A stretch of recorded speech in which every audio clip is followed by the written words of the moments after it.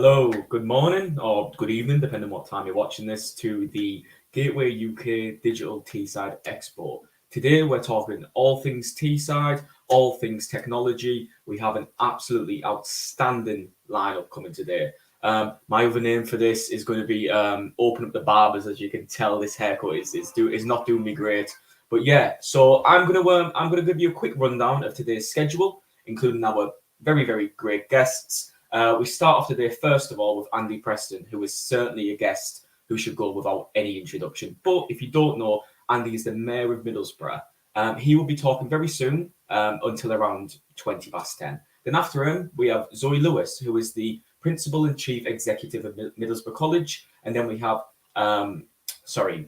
James Lee, who is the Head of Client Services at Salesfire. They will be talking from 10:30 till 10 to 11.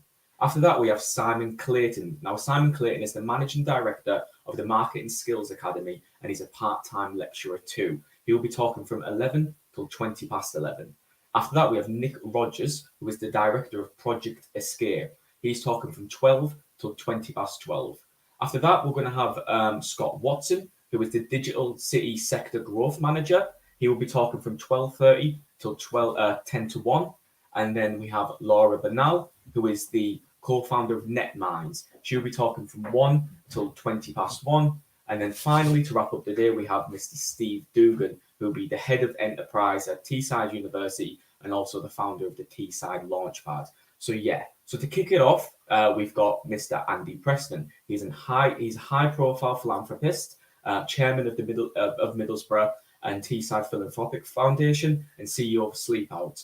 Today, he will be covering how he plans to bring opportunities and economic growth to the area through investments into the digital sector, and we'll plan to make Middlesbrough a digital city. So, Andy, take it away. Hi. Can you hear me okay? Yeah, I can hear you all right. Yeah. All right, good to see you. Thank you so much for the invite. So how's it? Has this been a big task to bring all this together? Yeah, there are only a few moving parts, and been getting everybody in, been getting the schedule sorted, making sure everybody's fitting in the time slots well, and then all the background stuff that we're doing to make sure that all the tech is ticking over. But yeah, we're here now and everything's working. So it's really great to see you, Andy, and I'm going to really look forward to listening to you speak. So I'll let you take the floor. Great, thank you. Well, listen, congratulations on bringing it together, making it happen, and I think especially when you're young, but at any age, making stuff happen is a bit daunting, and there's always a sense of what if it doesn't work out? If I'll be embarrassed, I'll be humiliated. Yeah. As someone who's older, than you, significantly older than you, I've earned the right by time to give you a lecture. My little mini lecture to you and anyone actually is that being a bit embarrassed or fearing failure is not a good reason not to do stuff. Yes, certainly. Just do it. And it took me a long time to realize that, and I wish I'd learned it a lot younger. And I think that's really interesting. And accidentally, we've stumbled into, what I can talk about today, which is doing stuff, making it happen, sharing ambition, having an ambition, and then sharing that with other people. Because if you don't share an ambition, it's just a kind of secret little dream. Yeah. If I tell you or other people that I want to achieve something by a certain date, and I keep talking about it, suddenly I'm accountable for it, right? There's a bit of pressure on me. There's an expectation. And so I'm a firm believer in working out what you want to achieve, what you'd like to achieve, almost working out what your dreams are, working out how to achieve them, then sharing that with others. And that sharing of that ambition and setting deadlines, timelines, that's one of the main things that will put you on a track to success. So I'm absolutely shameless when it comes to saying about my ambition for Middlesbrough. Why should Middlesbrough not be competing with Leeds and Newcastle for investment, for energy, for culture, for everything else? I'm totally realistic. That's not going to happen in the next year or 2 or 3 or even 4.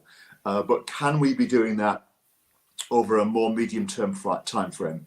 Absolutely, 100%, completely. And we're going to do it. And what we have to do is have a goal, turn that into a plan, and then share the plan with others and work on it just little steps at a time. So in a smaller way, turning around our town centre, everywhere now is struggling. Everywhere is seeing a huge decline in physical retail. So the places that relied more on that are struggling more. So Middlesbrough through to Manhattan, through to, you know, Myanmar, anywhere where physical retail was important is struggling, is going to struggle unless you address that and capitalize on the opportunity. And what we're going to do is we're going to bring a lot more people to live in the center of town. So we've already got plans underway for about 1,000 new homes. Now that doesn't sound a lot, and probably it's not a lot. 1,000 new homes is probably 2,000 or 3,000 more people.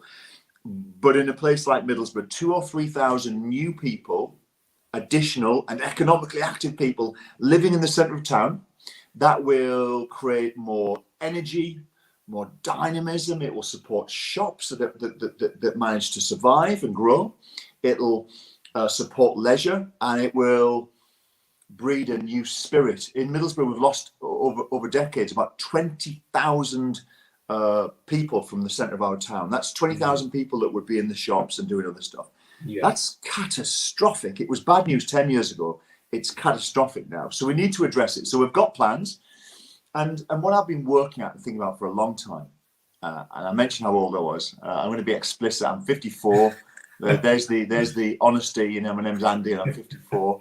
And you know, when I was younger, I lived in places where other people didn't want to live. When I was in London, for example, in the late 80s, I lived in Brixton. And at that time, Brixton was a very cheap place to live because the crime was high and it didn't feel that nice. I quite enjoyed it, but the reason people lived in Brixton then was because it was cheap. And I've seen Brixton change, and I've seen Islington change in London, and I've seen parts of Manhattan like Harlem change, and you know, I've seen parts of London, central Manchester, where nobody wants to live. Liverpool, Glasgow, Newcastle, all these places have changed. People have moved back in the centre, and they moved for a variety of reasons. But one of the key reasons is amenities. It's got the things that people want to be near. And amenities mean different things to different people. If you're into cinema, amenity means a cinema or a good cinema. If you're into dining, most of us all like to eat out. It means the restaurants. If you're into, I don't know, fishing, an amenity might be in a riverside or a dock or a lake. So what we have to do in central Middlesbrough is make sure we've got the amenities, make them usable, and then let everybody know. The next thing people need is they need the right kind of housing. So there has been almost zero new housing built in central Middlesbrough for many decades, almost zero. Wow. And people's wishes have changed, right? Just as people's wishes for office types have changed. People want a different kind of house. They want different facilities, a different carbon footprint, a different look, a different level of security, or number of bathrooms. So what we're doing is we're creating the right kind of housing. So the right amenities, the right housing. And the last one actually is one of the most important, that a place has to look and feel clean and safe. So that's a really big push that we're on at the moment. Crime in Middlesbrough and antisocial behaviour is falling. Sometimes people don't see that. People report what they see on their street, and if they see some problems in their street, they think the place is going to the dogs.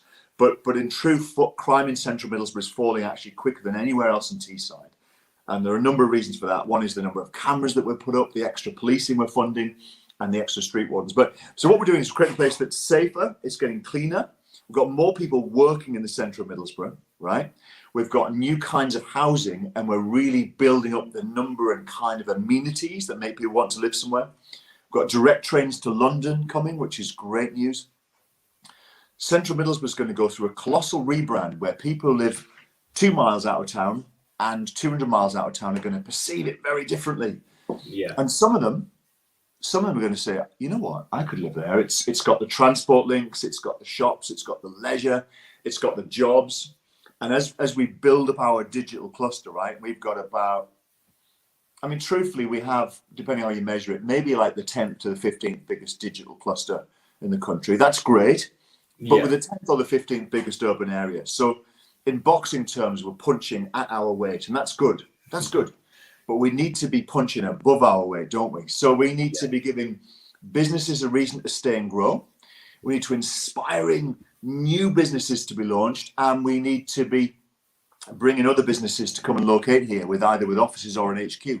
So again, that all comes back to the same things, right? It has to be a place that people want to be, that looks and feels clean and safe, offers the right kind of facilities, and is an exciting place to hang out.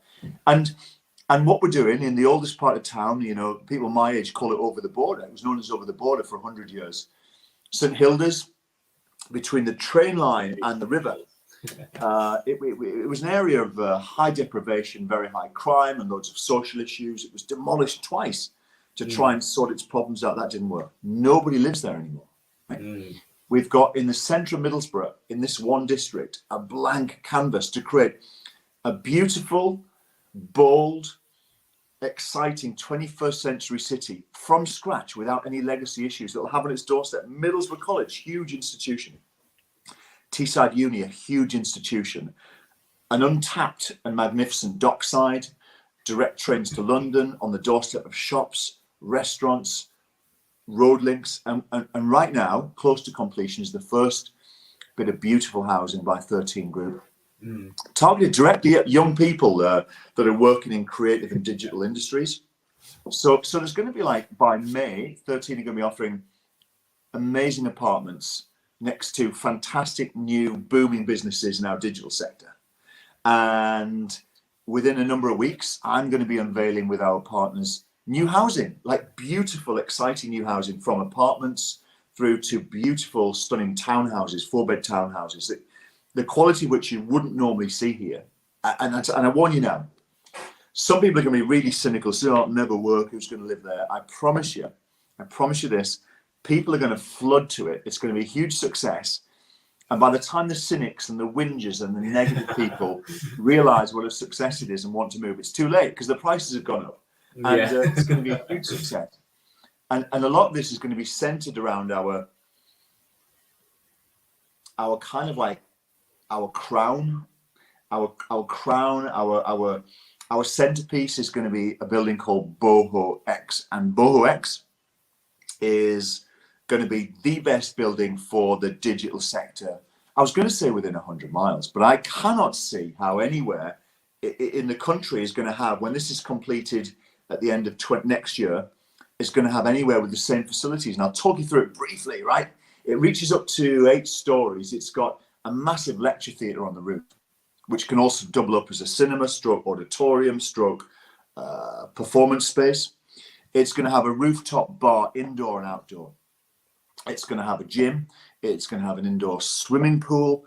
It's going to have a cafe stroke restaurant. It's going to have an outdoor cinema screen with outdoor seating for, I don't know, it could be broadcast. It'll show news during the day and perhaps Wimbledon in the summer.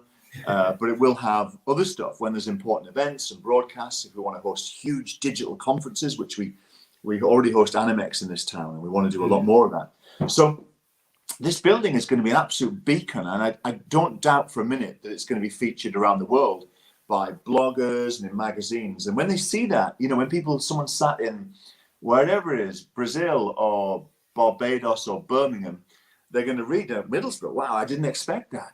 You know, that's not what I thought. And then they're going to start reading more and more and more about what we're doing. And they're going to say, wow, that's a place to be.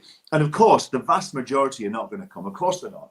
But the good news is we only need a tiny, tiny fraction of 1% to want to come here to create that gold rush that led to Middlesbrough's development from 1830 to 1850, where it became like the hottest place on the planet for people to move to, make a living and make a fortune. And I'm not predicting we rekindle that quickly or on that scale, but I am predicting categorically a rush in enthusiasm, a rush in interest, a rush in jobs, and a rush in investment. That will happen. Mm-hmm. So we're going to have. Surge, sorry, go on. Oh yeah, I was going to say this surge of optimism that I've felt zap through Middlesbrough recently is really. It really looks as if, as you say, that the future of Middlesbrough is going to be outstandingly great. And for me, growing up in Middlesbrough, the centre of town has always been in my head like the Bottle of Notes, just along Corporation Road around there.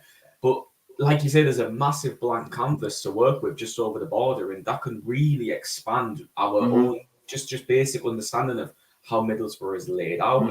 where stuff is and how much bigger it can be. But yeah, that I'm really, really enjoying listening to this. It's you know, I've been Yeah, I mean, you're right. I mean, basically, so Middlesbrough, central Middlesbrough has failed economically, and if there are any capitalists watching or listeners, the capitalist system does not work. Free enterprise and ambition absolutely can deliver fantastic results, but you categorically need state intervention at times to put things on track and sort things out. And the capitalist system has absolutely failed central Middlesbrough, and that's been really bad. It's led to crime, it's led to depopulation, it's led to huge chunks of central areas being untapped and unused, eyesores. But that's the most beautiful opportunity in the world, right? So we have this chance to build a 21st century city almost from scratch with very few legacy issues. And nowhere has that like we have. Nowhere has that like we have. So this is an absolutely golden opportunity. And you know, the great work of Teesside Uni, the great work of Middlesbrough College, are businesses that are booming, and there are too many to mention, so I won't single anyone out. They are going to be helping drive this tidal wave of not just optimism, but genuine investment, excitement, and progress. I have to be really honest. Of course, times are going to be tough. There are going to be job losses all over the world in the coming months. There are going to be job losses all over our area and the country. There are going to be ongoing social problems. And the legacy of COVID is going to be poor mental health, which results in poor physical health, which results in pressure on social services. So councils are going to be challenged, across the country. So it's not all rosy, but there is absolutely grounds to be optimistic. If you have optimism that's grounded in genuine opportunity and deliverability, that is a beautiful, fantastic thing. Optimism with anything behind it is just stupidity, right? So we've got good, honest, well-grounded, well-founded optimism here, and it's going to be an amazing time. But so over the border, St Hilda's, there's going to be a new school that focuses on technology that ties in with our amazing, strong and booming digital sector. That's going to link in with our new buildings, and we're going to have people that work in the sector living there, and we're going to have an urban farm, right? We're going to have an urban farm growing stuff amid this technology and bandwidth and servers. We're going to go back to nature and be growing stuff, and people can join in and be part of that. We're going to bring the old town hall back to life. It's approaching 200 years old. It's going to be hopefully some kind of food market, indoor and outdoor. And that's going to be complemented in the very centre of town. Our retail areas can become partly a leisure zone that's going to be full of all the things people love to do, you know, and I won't start listing them now, but a range of exciting things that are going to bring people in from 30 miles away to do stuff in Middlesbrough. And all of that is going to support the existing jobs, but grow this sense of energy, passion, optimism, and well-founded ambition. So this is coming across, I assume, but once I start talking and thinking, I am so full of optimism. The investment inquiries that we have right now are huge. COVID hasn't got rid of them, and a lot of the cynics that I see are starting to get excited about Middlesbrough and say, okay, what can we do here? Can we come to your town? You know, there's a pecking order of cities. And it starts at the top with your global cities. And London, for example, isn't really an English city, although it's physically in England. London's a global city in cultural and economic terms, along with New York and possibly Paris, but certainly some other places. Your big cities of the country are really your Birmingham, Manchester, Glasgow. And then beneath that, you've got another tier, which is your Leeds, Edinburgh, Bristol, some other places, Liverpool, possibly Newcastle. Newcastle's probably the next tier down, along with Sheffield and other places. And then Middlesbrough is a couple of tiers down from Newcastle, at least one, along with, I don't know, Sunderland, Stoke-on-Trent and other places. And down at our level of the pecking order, we never get anything. And the reason is, when someone's looking to roll out, let's, for example, a new restaurant chain, they have a pecking order of where they open, and we're like 73rd. Yeah. So it happens. By the time they've got to 50, they've either sold up or it's gone bust. Yeah. And it's the same with the restaurant chain. As an example, is a flippant one, but it's illustrative. But it's the same with all kinds of investment. There's a pecking order. You go where it's safe, where you know, where you've got stuff already. Yeah. And places like us have for too long been down the pecking order. And what we're doing now, we're raising the profile. gradually, bit by bit, just nudging up that pecking order. You know, we get in the top 20, and then it's a completely different, which will take 10 years, but that's a completely different game. So I'm aware I may have talked for 20 minutes now, so I better stop. But I'll leave you with that well-founded, well-grounded, intelligent optimism. We're doing stuff. We're not messing about. We're not planning it and thinking, oh, we'll come up with a plan and try and deliver it in 10 years. We're very aware we have to do it now. And yeah, it's great to be working with Zoe Lewis. I mean, I know she's speaking up next. Zoe does amazing things. Her magnificent, stunning campus is the biggest and best college for miles around. I know that'll cause me a few enemies, but that's fine. A few more won't hurt me. Her college is the best for miles around. And what an asset that is to the town. And of course, we're going to bring all these things together. We're going to work with the college. You know, Steve Duggan, you said he was talking later. Steve is the most optimistic and positive man who achieves great things. And yeah, work with Steve on helping new businesses launch, grow from 2 people to 12, 12 to 20, 20 to 100, you know, and we get 100 of those over 8 years, and we're in a different league, you know, we're in a different league. And that's what's going to happen. We're all the ingredients are there for that to happen. I'm going to leave you now on that optimistic, but you can see the facts are there. This isn't a pipe dream. It's all there. We're bringing it together, and everyone's doing their own bit. And Zoe will talk next. So I better stop. Thank you. Well, thank you. Honestly, thank you very much. I know they say that confidence is the liquor of the fool and the food of the wise man. And I understand that you've got that confidence backed in actual logistics and statistics, and, you know, the faith that you're putting into Middlesbrough is extraordinary. So thank you very, very much, Andy. I really appreciate it. Cheers. Good to see you. Cheers. Thank you. Right, next up, as pre-introduced, we have Zoe Lewis and James Lee. I'm going to bring them in now, and we'll let them introduce themselves and then kick off their talk. So, hello. Morning, everybody. Hi there. Good morning. Good morning. Because there's 3 screens, what I'm going to do is I'll drop out, so you've got you two side by side, and then I'll let you two take the floor and start speaking. Is that okay? That's fine, yeah. Okay, right. Well, great to see you. Good morning, and I'm really looking forward to hearing you two speak. Brilliant. Thank you.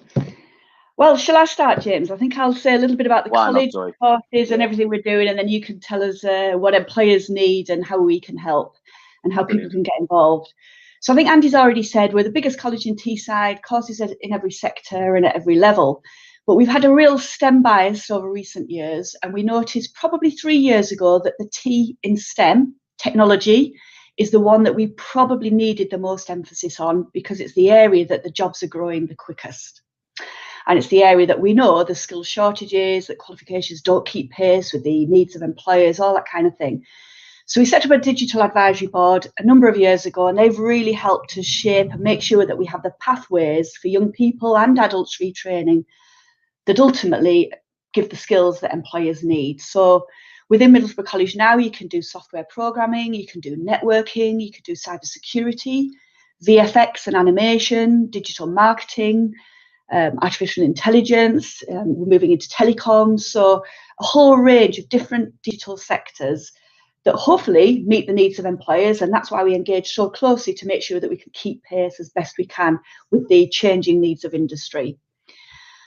We know that our students get jobs if they take digital courses, but sadly, one thing that a lot of people don't know is that the number of people who leave school and choose digital careers at post-16 is dropping every year. And that's a real concern of ours in the college, and something that we work as closely as we can with secondary schools on and careers advisors to try and promote those digital jobs and digital industries, because if we don't have enough people choosing those courses, we're never going to fulfill the pipeline of needs that employers need. So that's something that's concerning us, and we're working with the Combined Authority and people like Andy, employers and secondary schools, to try and change that. It's dropping at a time it should be growing. So that's a worry, but that's an opportunity. So any young people listening, you know, that's the opportunity. If you've got an interest in any of those areas that I've just outlined, you know, your chances of getting a job at the end of your course will be far greater if you choose one of those career outlets. So that's a really important point. We're also quite interestingly straddling a number of areas. So a lot of the advanced manufacturing employers that we work with, they don't just want engineers, they want engineers who can code. A lot of the city fibre rollout, for example, that's going to fibre across Middlesbrough. I don't know if Andy mentioned that, but they talk about civil engineering with telecoms and digital. So there's some areas where we really need to overlap between sectors, and that's out the next phase that we're working on. Now, the government's really supportive of what we're doing and how we're targeting our courses, and that's resulted in them backing us with some investment. So we've got 2 things coming on at the moment that'll be there over the summer and ready for next September. The first is a new qualification called a T-level, which is a technical equivalent to A-level. It's the equivalent of 3 A-levels, but it's technically biased and very much employer focused. Now, the big difference, the big thing about T-levels, which we think sets them aside, is that there's a mandatory 45-day minimum work placement. So we've been piloting these for 2 or 3 years now. And generally what happens is students come to college for 3 days a week and they go to the workplace for 1 day a week over the course of their year. What does that do? It makes them understand what they're learning in the classroom and be able to apply it in the workplace and vice versa. It makes them develop work-ready skills, you know, getting up on time, understanding the workplace, seeing how things knit together, lots of different ways that you learn skills that you don't even realise you're learning. But probably most importantly, it makes them get job offers at the end. Employers see them, they get under the skin of the organisation, they become part of their team and they want them at the end. So that's brilliant that we've got these T-levels coming, and we're the first college in the area who's approved to deliver them from September. And because of that, the government asked us, did we need some investment? And the area that we selected was digital. So we're creating a digital building on our sixth form area, so right in the heart of Middlehaven on our campus, but it's a bespoke centre and it's going to be flooded with the latest technology, supported by industry and designed by industry. And we're going to relocate all of our current digital courses into there, launch our T-levels with local employers, and the plot that we've picked overlooks the secondary school that Andy talked about, which is a digital specialist school.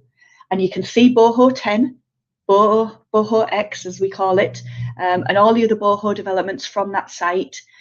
We're also taking some space in Boho X, so employers walk past our students every day, doing their project work, doing their assignment work, and really want to, you know, throw some tests at them, develop their skills. So there's all sorts happening there, but what we're seeing, and we've seen through these pilots, is that students are getting job offers. And that's why we need more people to pick these sectors and these careers. But what we're also seeing is a lot of students had their heart set on university. So they just assumed, well, I'm bright, I'm digital, I want to go to university. And what employers are saying is, come and work for me now, you've got it. I'll develop you in the workplace. And what we've got now is a model where we can do both. So the other thing the government's supported with is this thing called an Institute of Technology. That's going up as we speak, and basically that means that Middlesbrough College will have our own university centre. So students in that great position of doing their T-level, getting their job offer, can say, well, Mr. Employer, I'd love to come and work with you. I'll tell you what, would you offer me a 4-day-a-week contract? And I want to go back to Middlesbrough College and do a part-time degree on a day and an evening.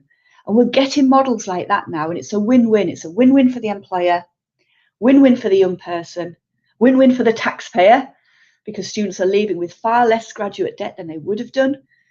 And for us, it's a fantastic way of widening the pipeline into these businesses. And I'm sure James in a moment will tell you how desperate they are for more young people and more young talent to come into those businesses. So I think that's probably enough from me. I'll hand over to James, and then maybe we'll do a bit of a double act towards the end of the session. So over to you, James.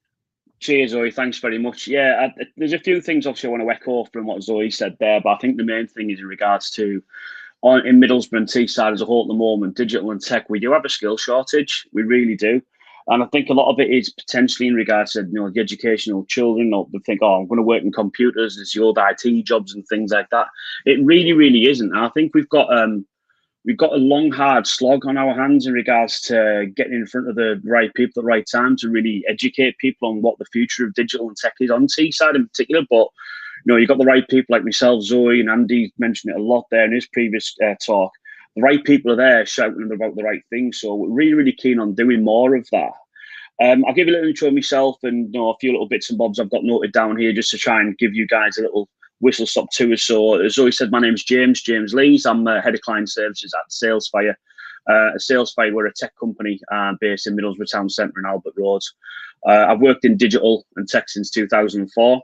My first job was actually what is now the Twisted Lip pub in Middlesbrough on Baker Street as a web designer. I've done all sorts in that as well. One thing that I think is really, really cool is when you speak to young people in Teesside, they're not really aware of the digital and tech companies that are in the area.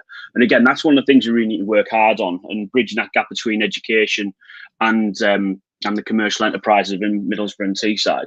But people will be aware of the types of companies that we're working with on a regular basis. So I'm going to list a few here.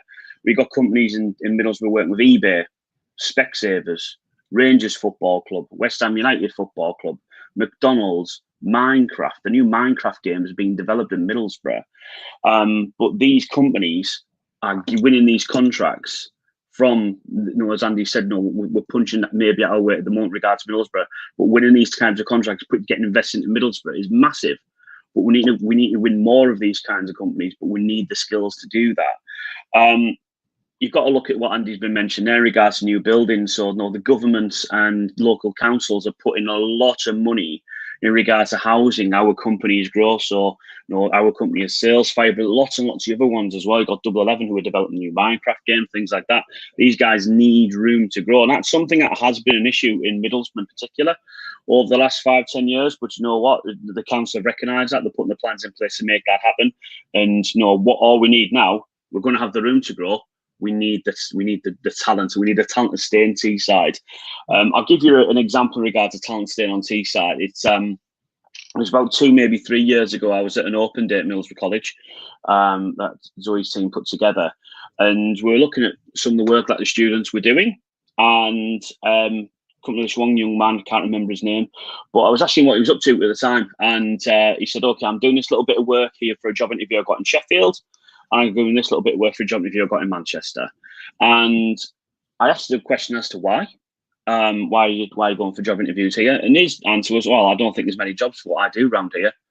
Of which I was like, whoa, like kind of very much taken aback in regards to that situation. So that kind of like, it fueled the kind of passion project which I have now, which is I'm partnering up with Zoe and the team at the college now to hopefully bridge this gap we've got from young people and them understanding what's available in Teesside, but also helping support other companies that within Teesside and may need to expand their digital offering as well. Because if we as a college can start generating better talent coming through there as well, your business, if you're not the first digital first business, you could actually embrace more of this digital talent coming into your company as well. And that's something we really need to be mindful of and try and support businesses with as well.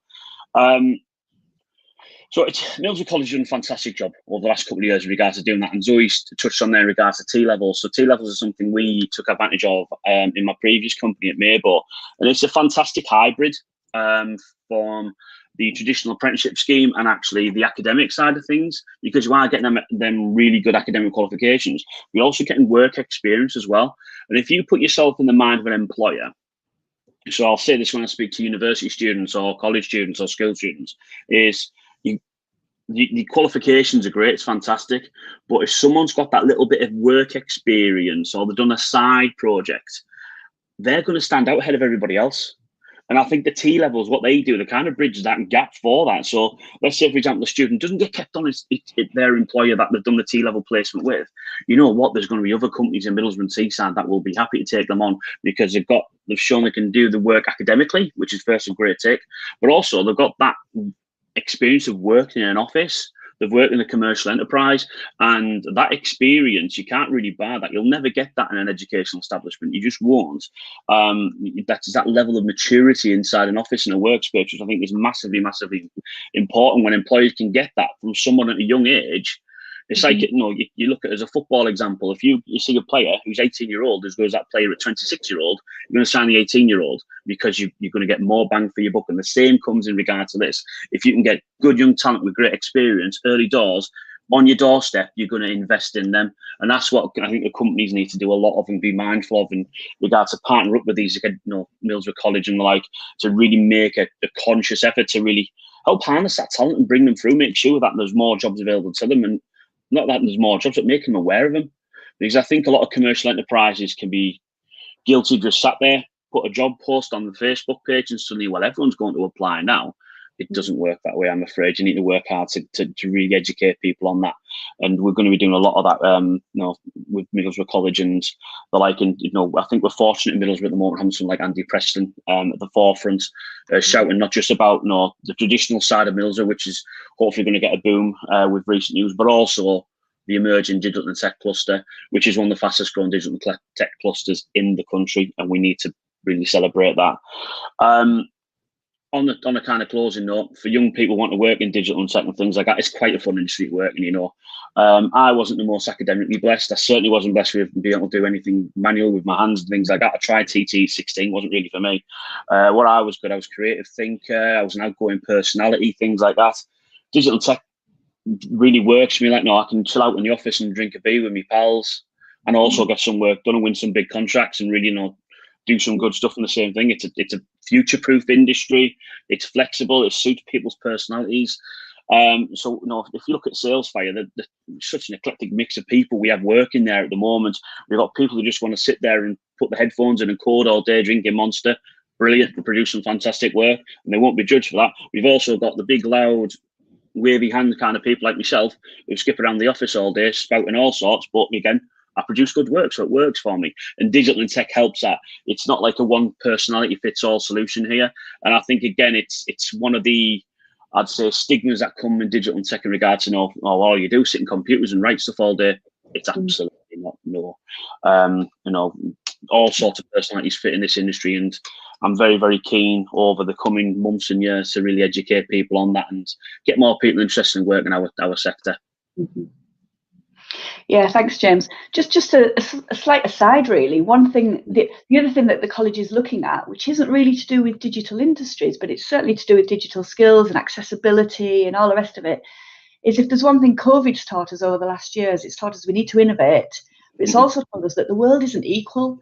And, we do know that in Middlesbrough, we have some households who don't have access to data, don't have access to broadband, who don't have access to a laptop, or certainly don't have access to one device each, which is almost, I call it Maslow's triangle, with food and air at the bottom. You need digital device and data now because that's how the world ticks. That's how everything's accessed, whether it's your job interview or your benefits statement. It doesn't really matter. Everything's online. So we're really seriously, I'm hoping to launch very, very soon, a digital strategy which will eradicate digital poverty from our student base forever.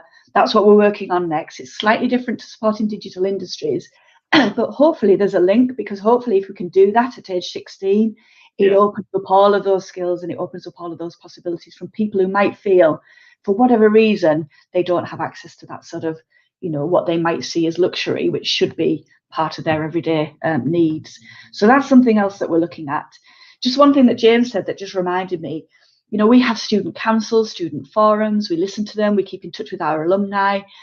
The biggest thing that students tell us is, I'm sending my application out, I've got these qualifications, I'm sending my CV out, but I don't get anything back. And if I do get anything back, they say I don't have experience.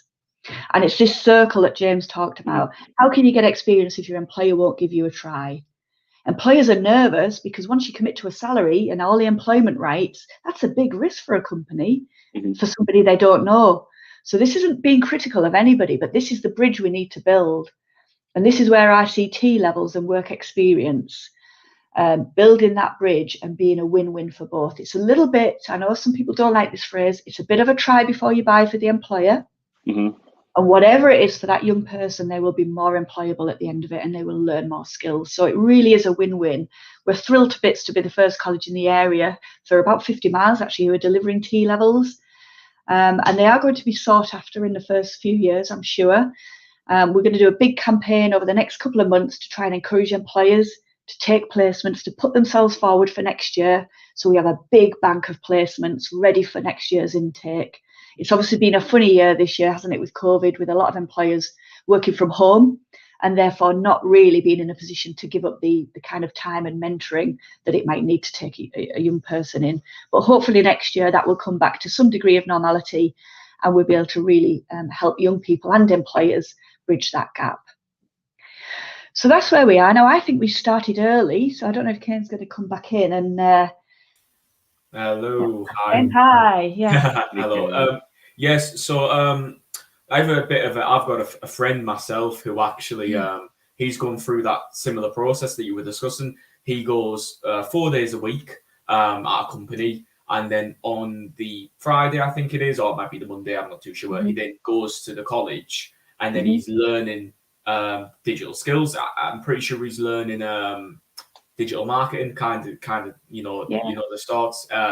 And yeah, it's a testament to the fact that it works, and it can work. And if you're a committed individual who is looking to actually gain those skills and knowledge, it's something that can definitely be delved into. Like me myself, over lockdown, I've decided to expand my own digital knowledge to some extent. I've learned HTML, I've learned CSS, and then I've been trying to learn some JavaScript, which is a bit of a different a bit of a different ball game. But I can say safely that it isn't something that's difficult. I think that there's a barrier that a lot of people think. There's a barrier for entry and a bit of apprehension that people have, where they assume that, oh, it's a computer, oh, it's really difficult, or I'm never going to know how to do this. This is too far beyond my reach. But when you just apply some thought to it and figure it out, it is very logical. That's literally the foundation for everything digital is incredibly logical processes. So as long as you understand step-by-step processes in stuff like code, it can come very naturally. There will be times, of course, when you've wrote 700 lines of code and you're spending 2 hours with a magnifying glass looking for a semicolon. But that's part and parcel of it. It's just the way that it works sometimes. And as I say, it really is something that people can work into, can move into, can learn, and be constantly progressing. And then one beautiful thing about digital skills and tech, the tech industry, is it's all online, as sort of part and parcel of what it is. So there's, as well as amazing resources at the college, you can find a lot of resources online and help yourself online. So the elements of learning can be constantly refreshed and gone over. So it's something that is never going to get stagnant. As you say, it's future proof. So yeah, so thank you very much for that. And I really appreciate the time. And yeah, have a wonderful day. Have a wonderful rest of your weekend. Thanks for asking us to come on. Yeah, thanks for the invite, and good luck with the rest of the session. Cheers. Thank you very much. Bye, everyone. Bye now.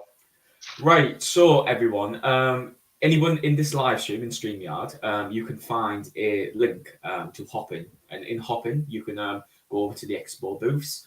You can do some networking on there too. There's different elements on there where you can go network with individuals. So if you just check out the descriptions of the live stream, you'll find a Hopin link. So head over to there, do a bit of networking, have a play around with it, see how it feels from you. Also, we have hashtag digital Teesside and hashtag Gateway UK. So if you are taking any screenshots, or if you have any funny quotes or anything interesting that you've learned, please share them about on LinkedIn, Facebook, Twitter, all these areas, and just tell us how you feel, tell us what you're enjoying, and yeah, just that's digital Teesside and Gateway UK. We have Simon Clayton next, who's the Managing Director of Marketing Skills Academy and a part-time lecturer at Teesside University. But what I'm going to do is, just until he comes around 11, we're going to have a short break now, let people move over to Hopin, have a look on there, get to grips with it. So for now, we'll have a short 10-minute or so break. Thank you.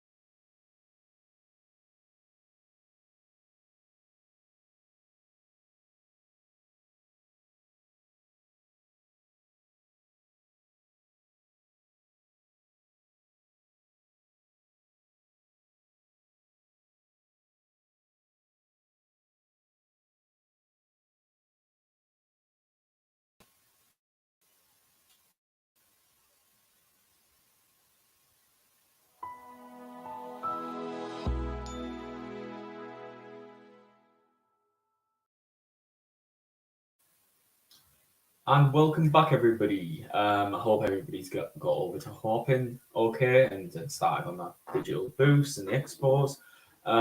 Next up, we have Simon Clayton. Simon is the Managing Director of the Marketing Skills Academy, and he is also a part-time lecturer at Teesside University. We're going to welcome him in now. Hello. Hi, how you doing? I'm doing well, thank you. Simon, I've been scratching up so much on marketing over like this past few months. I've learned so much. It's unbelievable, and I find it a fascinating industry. Somebody said marketing is a general hospital with a cosmetic surgery sign on the front, and that just really made me laugh. I really like that. Yeah. I feel like people kind of undervalue marketing. They kind of see it as, you know, oh, we're going to do arts and crafts in the corner and then splatter on the page to make things look nice. And I think that some people, not everyone obviously, but people are really now starting to understand and appreciate the true value that comes with marketing. And I'm guessing that's something that you can really bring to the table. So great to see you. And good morning. And take it away, Simon. Fantastic. Thank you. Yeah. Hi, everybody. Those who don't know me, my name's Simon Clayton. I'm a marketing coach. I work with businesses of all shapes and sizes, but mainly SMEs and micropreneurs. When I was asked to do this talk, I was trying to think in ways in which I could tell you what's been happening in the last 12 months with the kind of marketing I've been doing, but hopefully give you some value as well. So I thought what I'd do is I'll tell you my story the last 12 months, what's been happening, and in that I've got some tips, pointers, whatever you want to call them, that hopefully will guide you and help you as well. So let's go back to March. Let's go back to January 2020. So January 2020 for me was sitting down, spending a week on my business just before everybody went back after Christmas, and I had some great plans, going to launch some new courses, some new coaching programs, even look at doing a new book. It was all there, all penciled out exactly what it was going to be, all scheduled for the next 6 to 12 months. And I began working on that. And then all of a sudden, this pandemic hit us all. And obviously, as we know, the story goes, in March, we were all put into lockdown. And in over 24 hours, I would say 90% of my business just stopped completely. And I'm sure many people can resonate with this, how we went to that kind of fear factor. Oh my goodness, we've just been told to stop. And like many businesses, I went to panic mode. What do I do? You know, I've been self-employed now seven years, built a business, and suddenly life just stops. So you kind of go in that mode and think, should we just hibernate and hope it all goes away? And 2 weeks in from me kind of scratching me, I think what to do, I started to get some calls back from clients. And one of the things I was getting was, what do we do? This is a pandemic. We've never been in this scenario before. Obviously, as a business person, I've been through recessions and times when there's been downturns, but nothing like this when we're just literally told to stay home and do nothing. And I was finding that I was getting the same kind of questions. How do we run our business? And I thought, hold on a second, is this actually an opportunity here? Knowing what I know in the past, could I pull something together that hopefully helps people, that motivates people, that gives them some direction in terms of looking at their business, analyzing what's working for them, what hasn't been working for them, and using that time to its best advantage, rather than seeing it as a negative and a downturn, more the case of actually, you've got a perfect opportunity to analyze your business, reevaluate who you are and what you want from this, and then hopefully go forward. So the first tip I would give you is, and I found this very quickly, is know your audience, know your ideal customer. And I found I was getting a lot of inquiries from smaller business owners, kind of stuck, not sure where to go forward. I thought, right, great. Know your audience, know who you're talking to, and then it makes it so much easier for you to create your marketing, to think about how you're going to business, how you're going to promote yourself. So I had these SMEs all needing help, and I sat down and thought, right then, okay, what can we do? Evaluate your business, but obviously we need some kind of program step by step. And that's where I came up with a concept called Go Ape. Now, Go Ape was based on adapt, pivot, and evolve. Yeah, adapt, pivot, evolve, Go Ape. And that for me was a kind of like a very basic model in which then I could go back to these businesses and say, right then, this is what you should be doing first of all. Analyze where you are, look at what you're doing. Do you need to adapt? Do you need to pivot? I know that's an overused word now that every time we hear it, we cringe, but do you need to pivot? And ultimately, we're in a process of evolution, business evolution. We're not going to go back to how it used to be. It's not going to be the same again. So how can we make our business fit into the new normal, if you like? In terms of my own business, it was very much about doing lots more of this. Obviously, we couldn't do any face-to-face stuff. So suddenly my learning was accelerated, knowing how to use Zoom, Teams, and all the other platforms that we use, which, to be honest with you, I've talked about for a long time. I want to do more kind of online coaching because obviously I can extend my reach. And suddenly I was forced into actually learning how Zoom and Teams worked. So in that respect, and I'm sure we'd all agree with this, we have learned something quite valuable, you know, and hopefully it has given you a chance to think about what your business model looks like. And can you actually extend your reach? Do you need to be face-to-face? So from that, my second tip is know your proposition, know what you're going out to market with. I say mine was all about Go Ape, and that was my program for about 3 or 4 months, working individually business owners. I also created a webinar, and I'm more than happy to share that with you if anybody wants the link to that. And just giving people some advice and recommendations and hopefully some good news that motivates and carries forward. From that, I then started to feel that things were picking up again. And I think we were getting some good news in the media.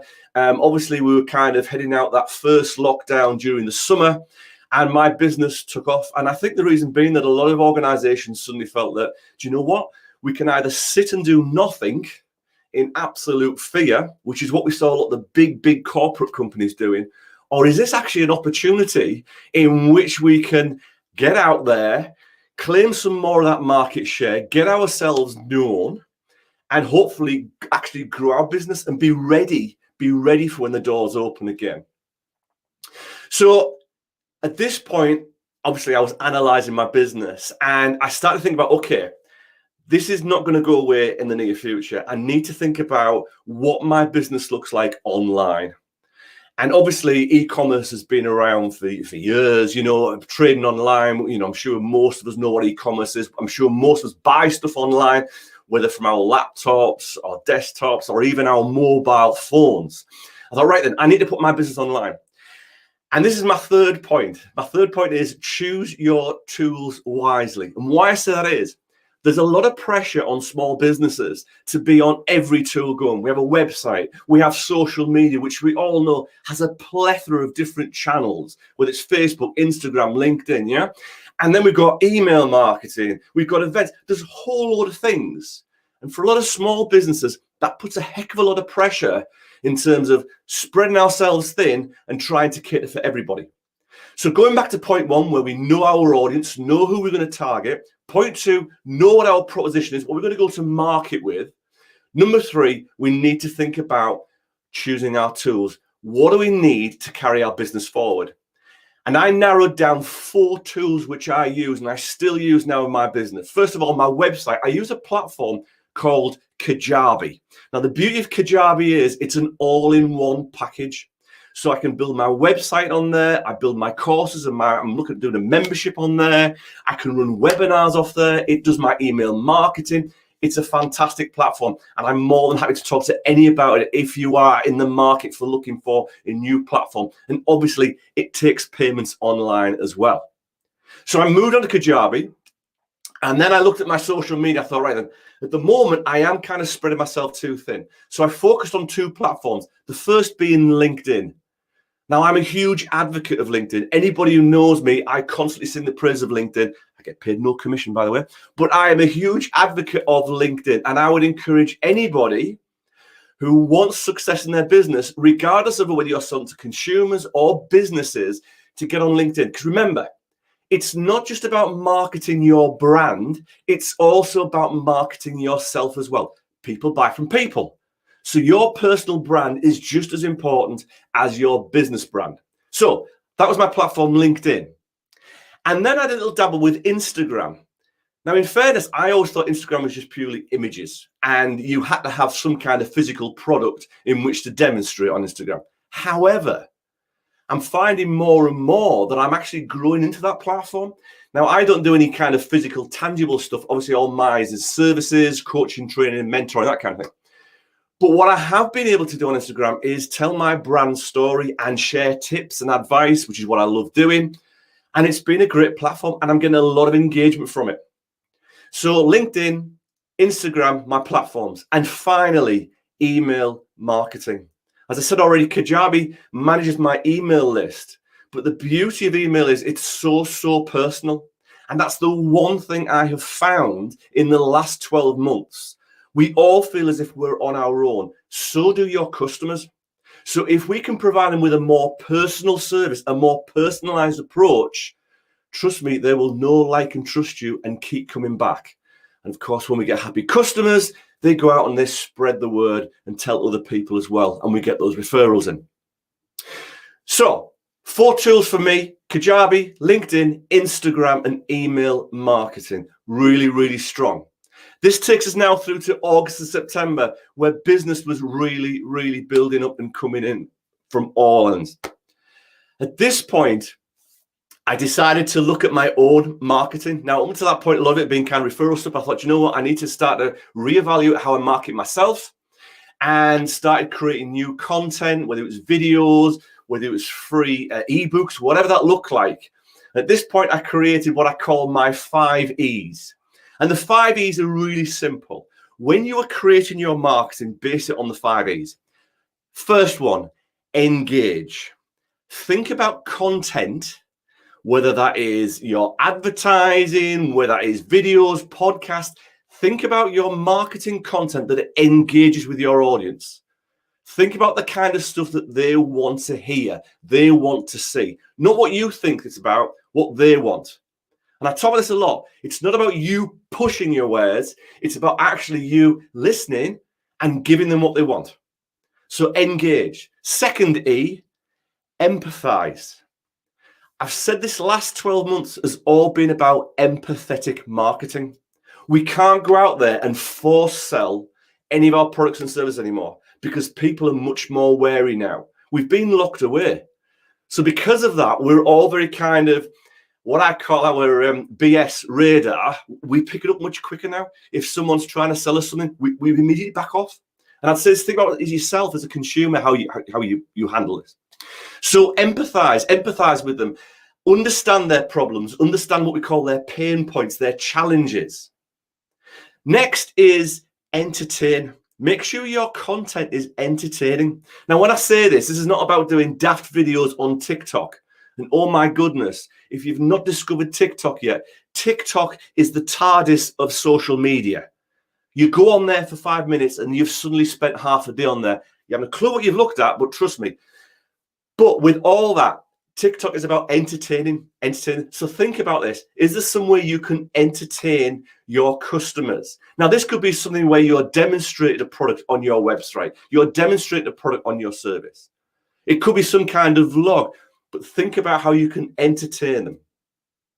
That's number 3. Number 4 is all about educating your target audience. Educate them on what you do. Educate them on why your product and service is the best choice for them. And finally, encourage. As I say, it's great creating all this marketing content and pushing it out there, but ultimately, we want people to do something. We want to encourage them to come back to us, to talk to us on our social media, to ask us questions about our product and services. So think about those questions. How are you going to encourage your customers or your target audience to start talking and learning more about you? So those are my 5 E's: engage, empathize, entertain, educate, and encourage. Think about that when you are creating your marketing. This takes me nicely into September, October, where business just went crazy. And by this time, I think a lot of businesses have realized that actually we need to be doing something now. We need to be looking at our marketing, especially for 2021. Even though we don't know what's ahead, we still need to be proactive. And this draws me nicely onto my last point. Marketing is all about trying, testing, and when we get it right, repeat. If we don't get it right, we move on to something else. And one of the big things I found through all this time last year was I was constantly testing stuff, constantly testing bits and pieces of courses, constantly testing content, and we've got to keep measuring. So point 5, measure, measure, and measure again. Don't go out and launch some huge campaign just on a whim. Make sure you've got enough information, enough intelligence, I call it, business intelligence, to know there's a market there for it and they want it. And always start small and niche first of all. Enter 2021, and I have never been busier. And that's not me bragging. That is just because I do think there is a very positive vibe out there at the moment. Obviously, we are a week, a day closer to leaving lockdown on April the 12th. Things are happening now. The sun is shining. Spring is here. There's a very positive feeling out there. So if you are a business or if you work in this industry, think about what's ahead. Start planning now. Think about that strategy. How are you going to carry it forward? Those are my 5 points, my 5 tips. Hopefully they've helped. And that's my story. What I would say is one last thing is there is so much opportunity at the moment. I know it feels like we're under charge, but there is so much opportunity out there. We've got some great courses with our colleges and universities. We've got some great apprenticeships being advertised, and business is feeling very electric across the Tees Valley. We've seen some great stuff by the mayor. So what I would say to everybody is, forget the negativity, start focusing on the positive stuff.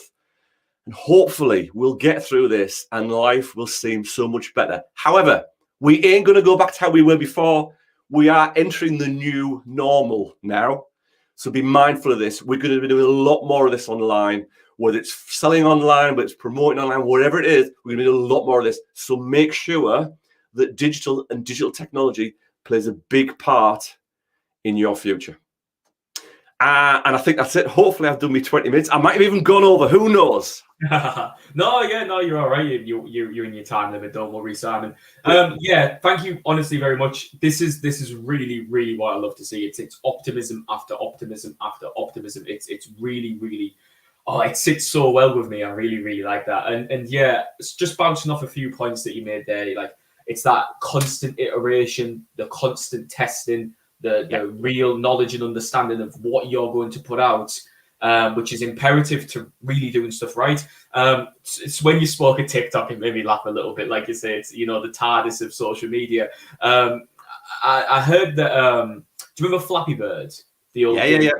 Yeah. Yes. So that game was revolutionary because the way that it was designed is you click the button, very simple. The bird would jump up and down, but when you died, when the bird hit the pipe, it would just continue again. It would just start again without asking you, without giving a prompt. So it was this tick over, which is how stuff like TikTok, YouTube, what they call YouTube stories, and how news feeds work now. There's no allowance for you to stop. It's just this cycle and it's this feed, and you don't have that prompt, and that's how it sucks you into the TARDIS, as you were saying. But one of my questions for you, Simon, would be as somebody who came across this, I guess, problem. There are quite a few social medias out there, and there's quite a lot of forums and platforms that an individual can use. And marketing to some extent can be a bit overwhelming if you are just doing it on your own. So, what would be your advice to maybe startups or individuals who are starting in this field?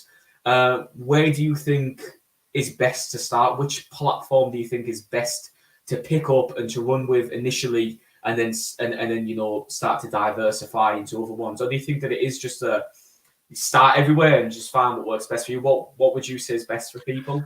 I think the big thing is that each platform has its own merit, its own reason for existence. I know we look at social media as just a bubble of everything, but ultimately each platform has its own reasoning for existing. Yeah. So, for example, if you are going to launch products that you launch a business that's aimed at a consumer market, direct to consumers, Facebook is probably the best channel for that, and a Facebook page I would definitely encourage. The beauty of Facebook is you can buy advertising. It's still fairly cheap when compared to other kind of digital media. So for me, Facebook is probably for that. And if you're doing business to business, obviously LinkedIn is a no-brainer. I would advise that for LinkedIn. As I say, for me, it's always a case of try and find a primary platform first of all. And this all depends on where your target customers, where your target audience hang out. You know, ultimately, you're doing it to be noticed by them. So where do they hang out? What are they doing? You know, and this takes some research. Look at where your competitors are hanging out as well. Look at the kind of content that's being shared. So, for example, if you know your target audience loves watching videos, think about those video platforms. YouTube being the greatest, YouTube second biggest search engine. So, you know, it's the place to be if your marketing is going to be a lot of videos, vlogs, whatever that looks like. Yes, so it really just depends on who your target audience is, what your industry does, where your competitors hang out, and what kind of content's being shared. Yeah, thank you. Yeah, and I think one thing, the unsung hero to some extent of marketing is definitely emails. I do think that emails really do go underappreciated, as you mentioned. And I think that that's definitely, I wouldn't say like a sector, but it's definitely a platform that people can really use to engage with their audience. And like you say, it's a lot more personalized and it does feel as though it's a bit more private and therefore you can really I think the thing with email was that it took a real hammering when GDPR kicked in, a massive hammering. And a lot of smaller businesses went into shock, which is quite rightly, because the messages that were coming out were just so kind of mixed. You know, a lot of businesses thought, right, do you know what I'm going to do? I'm not going to email market anymore because someone's going to come along and whack me with a huge, great fine. So because of that, a lot of people have left email marketing, left that market. For me, it's a great opportunity to be very personal, very targeted. I get a great response from my email list. It's not a colossal list. You know, it's quite small, but it's niche, and I get on really well with it, and I've sold products through it. So I would firmly encourage, just obviously remember to stick to those GDPR, you know, people got to opt in, that kind of thing, you know. But ultimately, email is an incredibly effective tool if used appropriately. Yeah, of course. Yeah. Well, Simon, again, much appreciated. You know, you're a very good speaker, and I really appreciate you coming and talking for us. So, thanks for the opportunity. I really do appreciate it. Cheers. Thank you very, very, very much. So yeah, I'll leave you be there. Yep, there we go. So now between 11 and 12, or 11:20 to 12, what we're going to do is we're going to move into a networking segment. So anybody watching on live stream at the moment on StreamYard can come on to the hop-in link that's been promoted here through StreamYard, and then use that hop-in link to start networking, and then go and have a look at the expos. And then our current hashtags, as mentioned, hashtag digital Teesside and hashtag Gateway UK on there. Post any interesting news that you may have. Maybe post some photos that you may have taken screenshots of, or just maybe ask some questions and, you know, get the conversation going.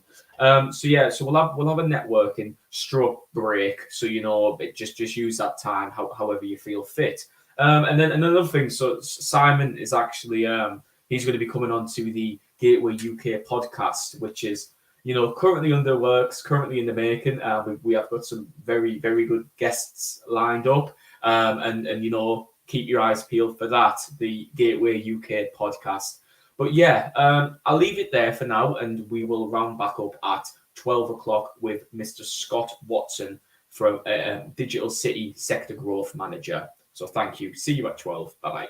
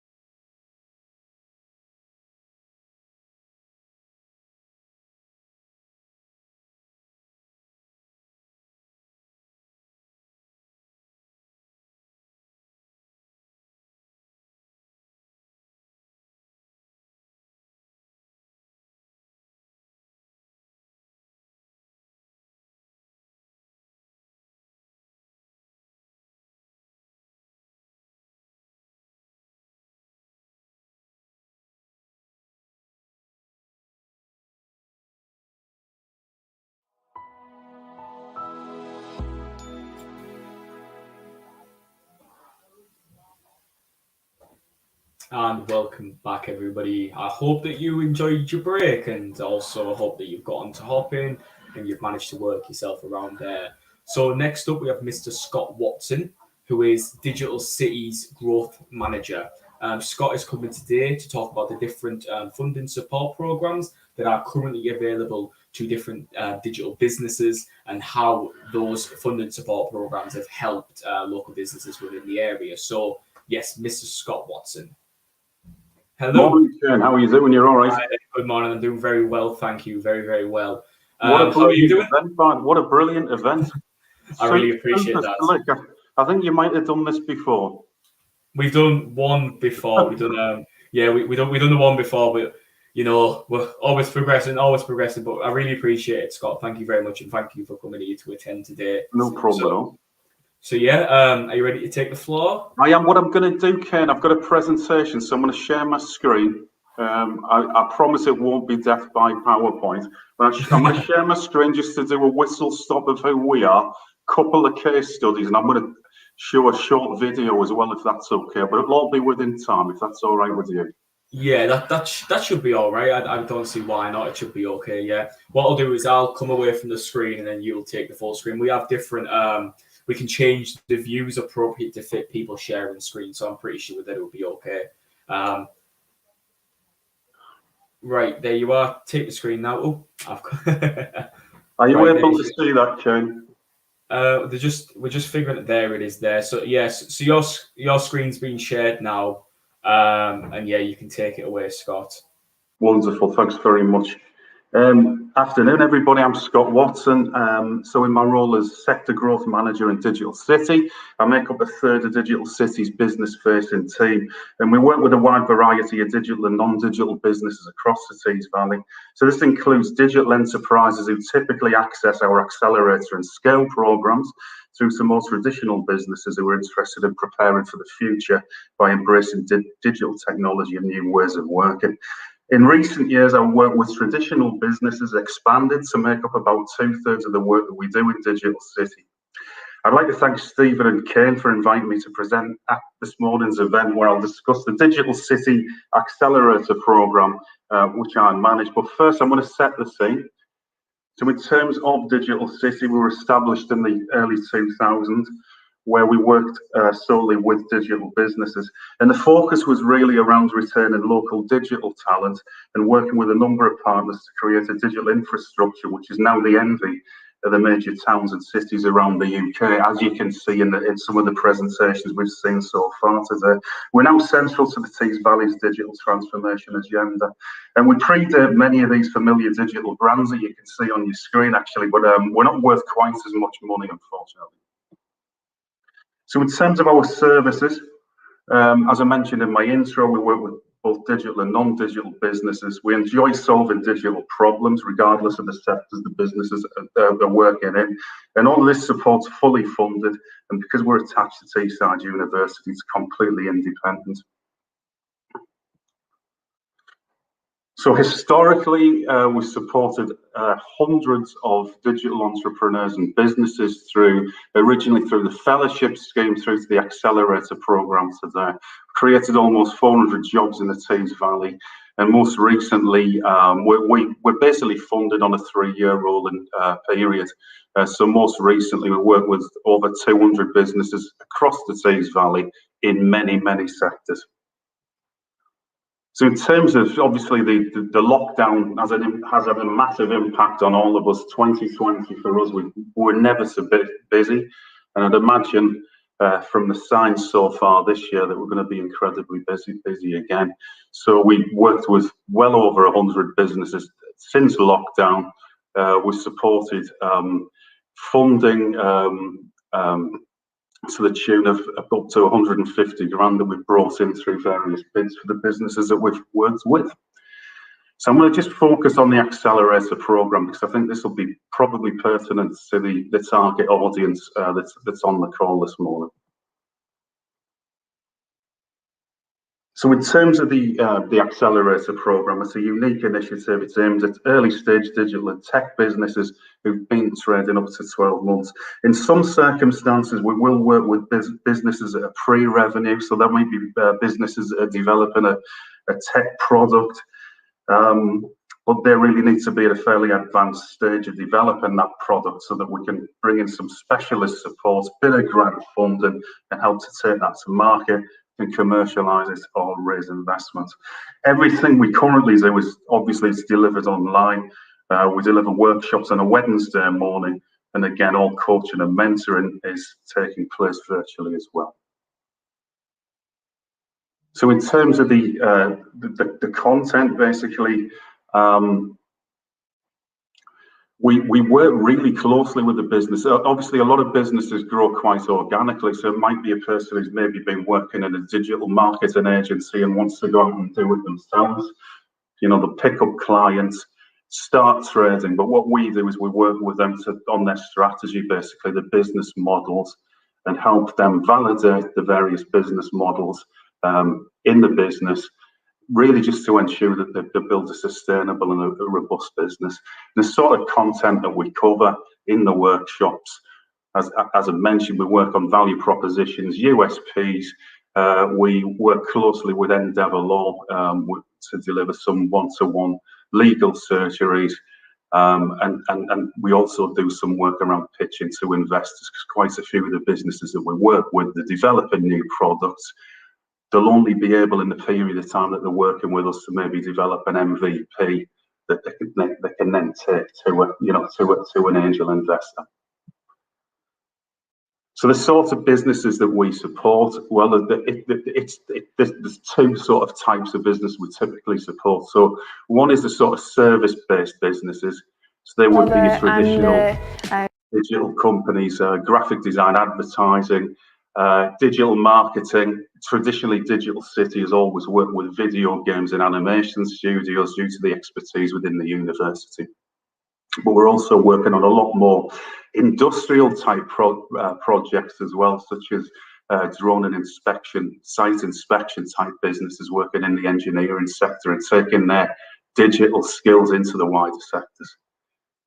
So I mentioned the sort of the other side is the innovators that we're working with. So these are people who are typically developing apps that are going to innovate in traditional sectors. So we work closely with businesses that have developed health apps. We work with a company that was developing a really cool app for those with a hard of hearing, and developing an app that brought up live subtitles, so that the hard of hearing or deaf could have a call with somebody, to reduce any communications problems. We worked with businesses doing stuff in logistics, construction, and even space technology in Stratoboosters, which is a local business that's launching rockets into the atmosphere. So what I'm going to do now, if it's okay, Ken, I'm just going to play a short snippet of a testimonial from a local business called Sencode, who we worked with a little while ago. Yeah, sure, yeah. Because the back end stuff is going on external to me, I'm going to let that come through now. Is it the video that's being sent across? That should come on the screen any second now. Can you hear that, Ken? Can you hear me okay? Yes, I can hear you. Can you hear the video that I'm playing, Ken? Not at the moment. I think we're going to try and get the video pushed through now so that it comes on. Technology. No problem. I'm just literally, it's a 5-minute video, but I was just going to play like a couple of minutes ago. The guys, Matthew and Gareth, talking about their experience on the program, because obviously nobody sells a project better than the people you're working with. Oh, of course, of course. So I think you'll have to share your reshare the screen again, because it's not coming through on this screen, the video. So no problem.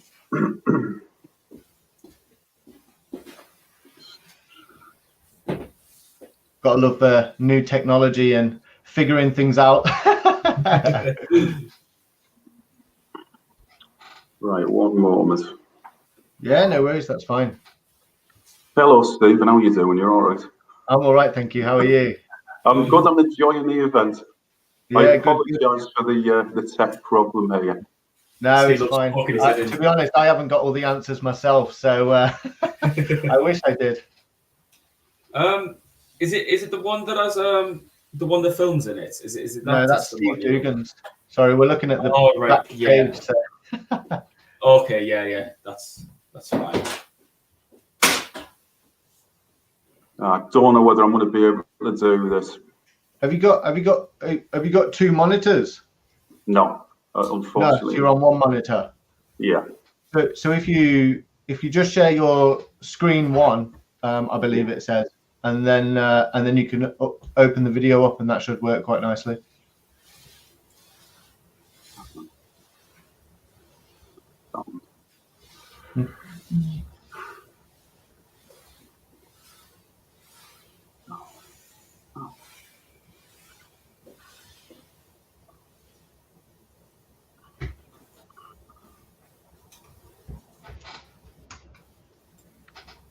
I think you can also, because I think Steve loaded his own video, and then it started to play. I don't know why it started to play. It was really weird.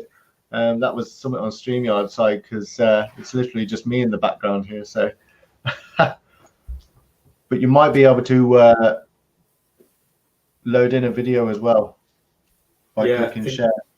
If you load in a video, share at the bottom. And then it says video file. So if you've got the video file, you can upload the video file as well. Or you can share. Start playing automatically, so you may have to just adjust the time frame accordingly.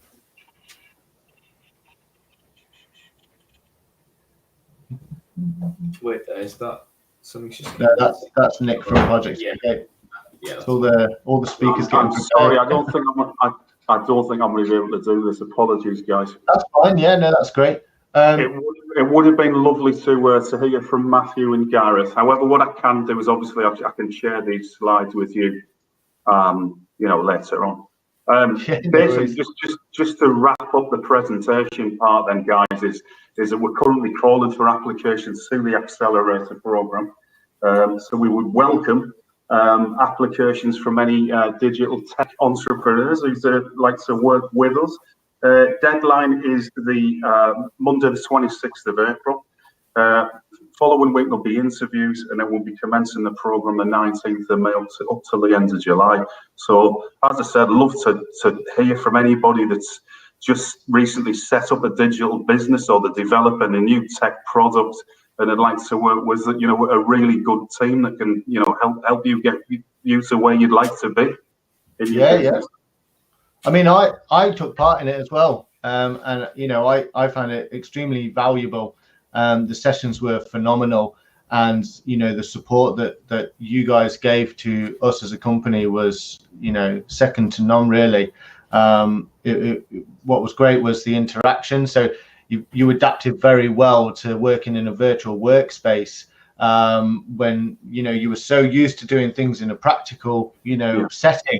And then everything happened in lockdown last year, and very quickly, adopted, Mural and Slack and everything like that, and started working in this very dynamic digital space that was just, to me, it was fantastic. Found out about Canva, found out about Mural. Like, these are programs that I'd never used before, and now I use them almost every single day. So, yeah, it's so this new program, are you looking to do that one again virtually, or is it going to be in person? All virtually. So we've delivered to 31 businesses virtually since last March. So it's been no mean feat. Obviously, I think you were second cohort we delivered entirely online, Stephen. So you were still a bit of a guinea pig. We were still tweaking and testing and pivoting, and we continue to do so. But I actually think the program now, it's going to sound crazy, but the lockdowns actually helped us with it. It's actually helped us pivot and improve and adapt and change things. So the workshops we deliver now are typically 2.5 hour bite-sized chunks on a Wednesday morning, when normally they would have been delivered face-to-face over 6 hours in Bobo 5, which might, in hindsight, have been a bit overkill. But as I say, we've crunched it all down, 2.5 hours now. And then we spend so much time with the businesses, working one-to-one, both ourselves and our delivery partner, SME Centre of Excellence. And the sort of the interaction, engagement we've had with businesses has been superb. So we've been able to give, I think, a lot more of our time to the businesses that we work with, which is what we're here to do. Yeah, definitely. No, I agree. I think that one-to-one time was something that I found really valuable too, because the workshops were really, really nice. Like, and you had everybody there, and it was like a nice bite-sized chunk. It was digestible. It wasn't like an onslaught of information, and it wasn't. I think the other thing was, because I was working at the time as well, so managing like that dynamic of having a job and then also being able to contribute to this, it was like it made it so much easier and a lot more flexible for my time scale and my calendar as well, which I found super valuable personally. So I think it helps you prep too, doesn't it? Because you have moved into more of this company role, and you do work at the same time. So I think that's been good preparation for you walking into that. I think that can help a lot of people as well. People who do work on the side, going into this acceleration program and doing these courses, they can really help understand how you can time manage. So yeah. I think what today sort of reinforces more than anything, and well done guys on doing this, is how joined up the digital community is in Teesside House. So everybody that's on this call today, we all work together. We're not working in silos.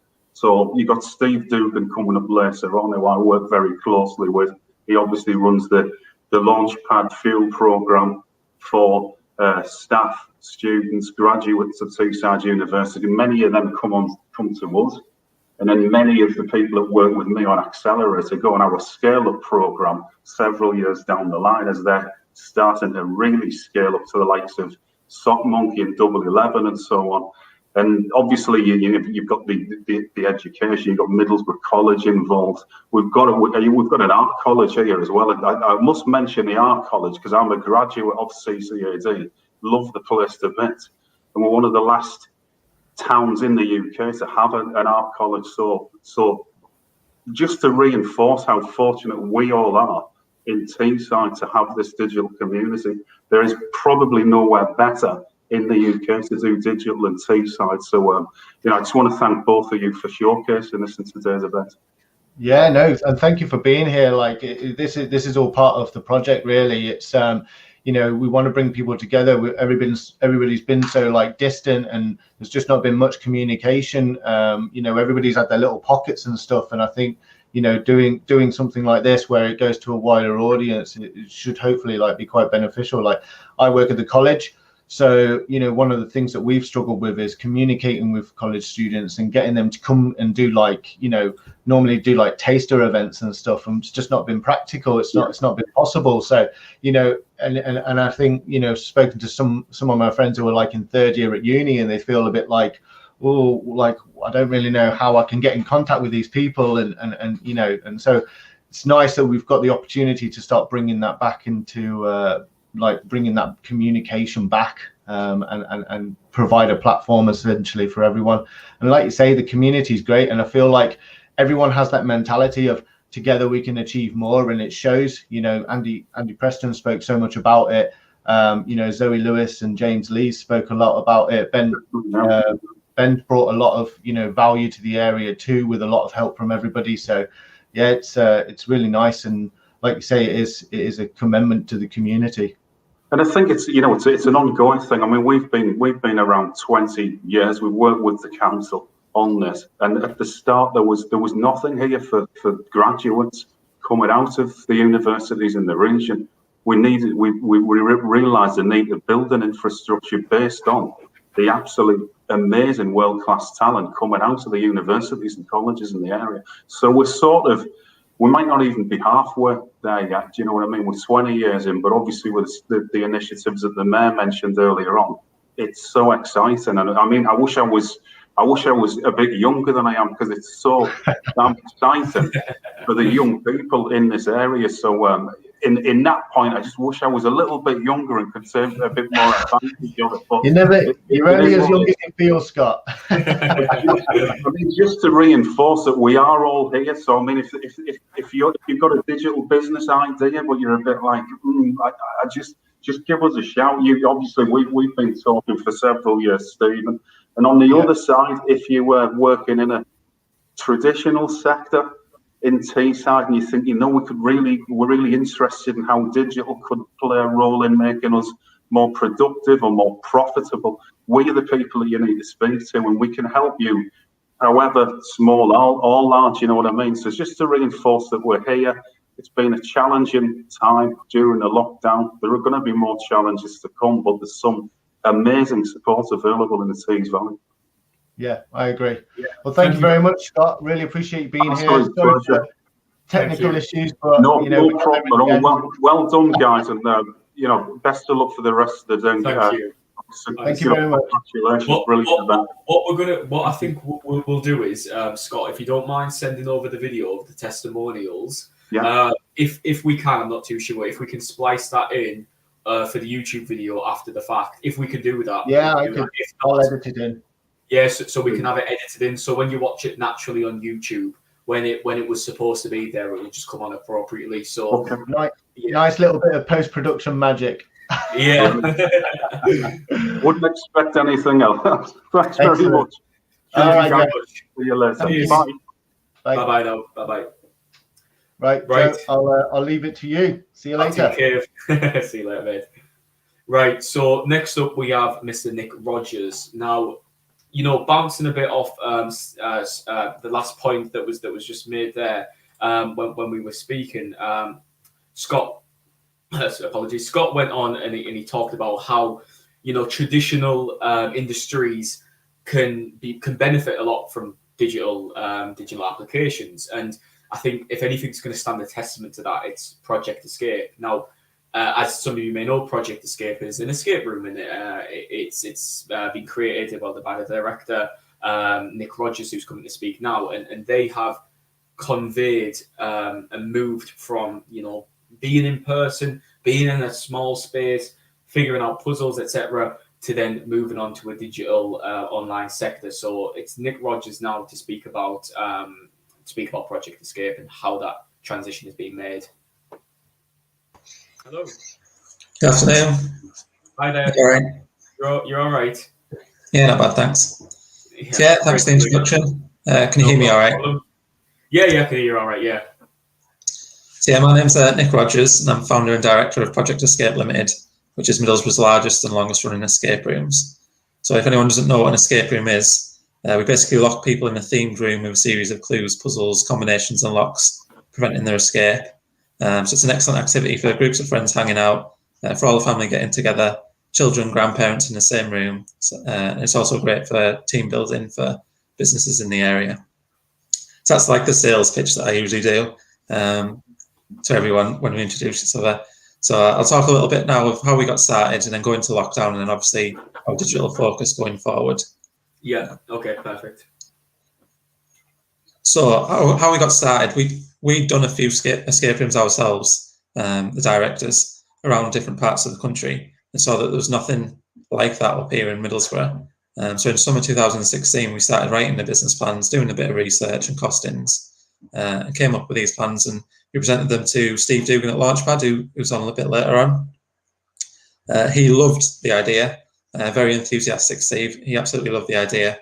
So we opened up a room in the Victoria building in Launchpad for Easter 2017, and we operated there for a whole year. After that year was up, when you leave Launchpad, you have to then go out and find your own space. So hopefully I've got a little slide here to show what we found.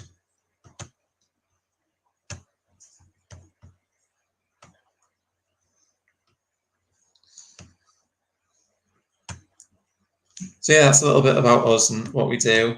But yeah, we found a building above the Dundas Shopping Centre. Obviously, when we got there, it was large, but it was not used for 10 15 years. And we were taking on this massive project. Luckily, we put with the large open space, we managed to put in what we wanted, put in our own separate rooms, and got it to a standard that we thought was acceptable. Actually, moving to the Dundas coincided with us taking part in the Digital City Accelerator programme, which you've just had Scott on talking about.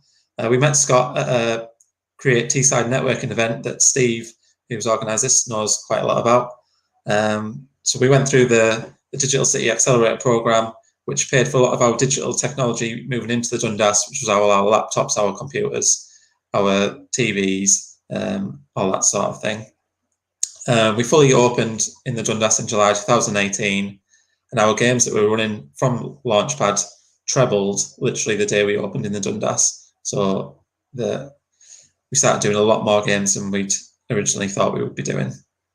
To start with, we had 2 identical rooms. We opened a second theme, so a third room in April 2019, and a third theme, a fourth room in October 2019. And we ran a Christmas theme each year as well. Before lockdown hit in 2020, we had 5 rooms with 4 different themes in them. We ran over 1,000 games, maybe 1,500 games, and we welcomed probably 7,000 to 10,000 customers at our site. These customers included players from Middlesbrough Football Club and the MFC Foundation staff. Our Tees Valley Mayor, Ben Houchin, who's in the middle in them photos. Multiple groups from the college, which is really close to us, and the university, which I have a large affinity to the university, and a host of local businesses, including AXA Insurance and Barclaycard. We grew our team from the 2 directors we had to we had over 10 staff and a manager for the location. So during lockdown, obviously we had to send everyone home in line with the government guidelines. We put all possible staff on furlough, including some that had just left us. And then there was some that we'd just taken on that we couldn't furlough. So we decided we'd pay them the matched amounts to what they would have got from furlough out of our own funds. All of our bookings had to be cancelled. We offered people a gift voucher to use whenever they felt ready to come back, and government allowed us to come back. And if anyone didn't want the gift voucher, obviously we gave them a full refund. But we had to close all our calendars, and the only thing that we had generating any money was the gift vouchers available on our website. However, selling gift vouchers was something that people didn't know when they could use, or even if they could use, as many businesses were struggling at that time. Even another escape room in Middlesbrough closed permanently, so it probably wasn't the best source of income for us at the time. We got ready to reopen back in July, brought everyone back, had a really good couple of months, but then obviously didn't last long. Confidence started to fade in the numbers. We're going the wrong way with coronavirus, and we were back into the tiered restrictions, and obviously we went back to lockdown. So switching to a digital focus. So we've always spoken about a digital offering since we began, really, since we started the company. We built our own website. We built a lot of tech puzzles in the rooms, so utilising things such as a Raspberry Pi. We built our own software to deliver clues, to play the sounds into the room, that sort of thing. So we've really had quite a decent technology base as we started up as a company. So when the winter lockdown hit, our focus switched from what can we do on site to we need to get a digital game out there so that people had an option to do an escape room from us, from home. And really, we kind of guessed that although restrictions are looking to ease, that not everyone's going to have the confidence to come straight back to us in May when we can open. So that having this link of you can still do what we're offering, but you can do it online at home feeling safe. That was definitely the place we needed to go. So we explored different options of what we could do with an escape room online. So we had the browser-based page-to-page escape puzzle game that we felt was quite retro-based, which we quite liked. Maybe it wasn't the best idea we had. The possibility of using a live avatar in the room over a video call. Obviously, video calls have become massive over the last year. It brings its own issues regarding people working from home or employing someone to be on site. And generally, if they're doing it at hours when people would have been having get-togethers, maybe Saturday nights and that sort of thing, it's kind of unpopular hours to be putting stuff in. And again, really, we should be working from home in the current directive. So we also looked at an app-based game, which was probably going to be the most difficult to set up to a high standard and has the most competition, because if you go onto your iPhone, your Android device, if you go into the stores and have a look, there's a lot of escape room offerings now. And even online, all those different versions we've spoke about. If you go onto Google or any search engine and have a look, there's plenty of competition there offering. The majority of escape rooms will have moved to some sort of digital offering, as we've been shut for the last year, so there's not much else we can do. There were other options to look at, such as VR, AR, but that's well outside of our knowledge base at the minute. We would have had to outsource it at a time when we've got no income. The cost of outsourcing that was probably going to be too much to what we could offer. So looking at those different options, we weighed up the pros and the cons of each type. We researched all the different games that we could, the different genres, what was out there at the minute, what our competition was offering. We spoke to our staff and our partners and looked at what was achievable, how long it would take to do, and we settled on developing our own app. So luckily, one of our current staff members had built an app himself while at university, and he was willing to give it a try for us. And we really wanted to utilise our talent pool that we've got there rather than look outside. So in November, we started developing the app. We started developing these screens that you can see on the screen now. And what we really wanted to do was we wanted to give a free app because we want as many people as possible to download it. And we wanted to push updates out for our physical rooms, but also have this online offering that they can play from home. So while he was developing the app, we got a team together and started working on what type of game we'd want. And the thing is, the people that write the games and the people that write the app are kind of different mindsets. One's very logical and thought processed, and the other is quite creative. So to mesh these together is a bit tricky sometimes. We looked at the requirements to get the app onto the Android store and the iOS store before purchasing the correct the correct software. Obviously, we needed to be up-to-date software, and we needed to be usable with those two stores. So we settled on Game Maker Studio 2, which again, our staff member, he had experience using Game Maker Studio 1. This was just an updated version, so it was quite easily for him to go forward using that. And for the game, we decided we were going to strip it back to the most simple, basic form that we could. We did this because we decided we were giving this game away for free, and we wanted to turn it around quite quickly.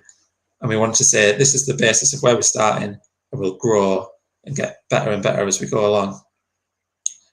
So what we did, we have this in-store in-app game, which is basically just an input screen with numbers and buttons. But then we've created a PDF, which is on our website, where the customer goes to, views the PDF, and we use the PDF like the search in a room. So where we built a physical room, and you would look around the whole room and bring everything together, what you found and how you use the puzzles.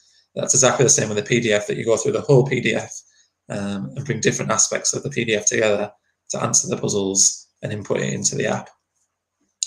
The PDF being on the website also pushes people to our website, where they can buy vouchers, they can make bookings. So again, the traffic is always being generated through the app as well.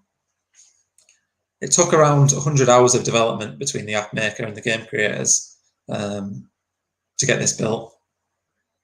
Obviously, one of the issues we had with the creative team is they didn't really know the boundaries of what we could do, where to start from and where we could push it to. So there's a lot of back and forward between the creative side and the app developer of, can we do this? Is it possible for that? Which, again, adds up to the time that it's taken. So again, if we'd outsourced this, it probably would have cost us a lot more in terms of how we'd done it. However, we did eventually reach a point where everyone was happy with it. So we tested the app with staff, with friends, with family. And once we were all happy, once we got a few tweaks, we decided to publish it. So we published the app on Android first, and the launch was pretty successful. We hit 300 downloads in the first 2 days. which we have our Facebook following's about 3,500 people. We said, obviously, not everyone's going to be interested, because a lot of them people might be just friends and family of people who have been not really interested in escape rooms, but they just follow us because they think it's fun. And not everyone was going to have an Android device, which we found when we put it live. A lot of comments were, "Oh, I can't wait for this to come on to Apple." Which, again, looking back on it, probably one of the downfalls that we've done was we probably should have launched an Android and iOS app at the same time, because all of our marketing, social media that went towards it, a lot of them saw the Android launch, not as many saw an iOS launch, which I'll get to. So we looked at how we'd get it onto iOS. We had to buy some brand new hardware. Luckily, obviously, we checked with the Game Maker Studio that it was compatible with both before we bought it. So we knew that we could use that software, but we did need new hardware. And our developer, he turned it around in a couple of weeks, to be fair to him. He did really well, a lot quicker than we were expecting. But again, the marketing towards that, we only hit 100 downloads in the first week on the iOS. We thought it'd be more, but like I say, I think a lot of people saw the original post, maybe not the second post, and it's more of a marketing issue of getting it out there to iOS users. So as we push forward, we're currently working on a second game, which is going to be, we're hoping to be fully app-based and a lot more in depth of what people can do. Like I say, the app at the minute is just one screen. We're looking for a lot more screens, a lot more interactivity within the app. And what we're planning to do is plan to charge for the next game, with it being a big step up from the first game, which kind of changes the focus of the app. So at the minute, it's only been marketed to local people, because we want local people to get on our app, to be aware of what we're offering, and hopefully it will lead to more bookings to our physical site. Obviously, as we start to offer a paid in-app purchase game, we can then start looking more nationally and more even maybe internationally at pushing the app to more people. So that would be the focus, that we'd get a second game out at a low cost. At the end of each game, we've got a feedback form that people can go on, give the feedback. We're always listening to feedback of what people are offering, what we can do, how we can improve, and we'll take that on board. And we usually tie it in with a free offering of some sort of discount to our physical site. Like I say, we'll build on a second app, we'll get that launched, we'll see how that goes and progress. And the plan will be, we'll continue to distribute these games out, these paid apps, and hopefully get more of a national reach. And we're hoping that they'll both tie in together, that we'll sell more through this digital app, through this digital company that we've set up as kind of a sister company to generate its own funds. We're hoping that as this grows, it'll also push people to our physical site, and we'll have the two companies working side by side and growing together well. So thank you for your time and listening to me. If anyone has any questions, I'll try my best to answer them. I'll have some questions. Yeah, Nick. So I had a look over the app there, and I see that you had it was a cabin theme and a haunted theme. I thought it was quite cool. What I'd be interested in knowing is maybe a little bit of a synopsis. Actually into the creative minds behind these different stories that you have. Like, so what would it entail? Like, what sort of stories do you have? I'm quite interested in what's been written and what's been worked on. So to the physical rooms, we always write. We write like a full story out. It ends up, we have like a full novel, but we generally end up telling people only a very short snippet of the story. So, for example, our haunted room, which I can go into a bit of detail about because we're in the middle of changing it anyway. But the whole premise behind the haunted room was that you were supposed to think that a doctor had done some really bad things to a patient. But when you get into the room, there's a twist that actually the patient had gone crazy and killed everyone in the hospital. So as you go through the room, you get the progress of seeing the doctor, but when it gets to the end, obviously the patient's there and she's chopped everyone up, and that's kind of the end to it. Yes. But again, we started off with an elementary room, which is based on Sherlock, because we thought it was really recognisable. Everyone knows who Sherlock is.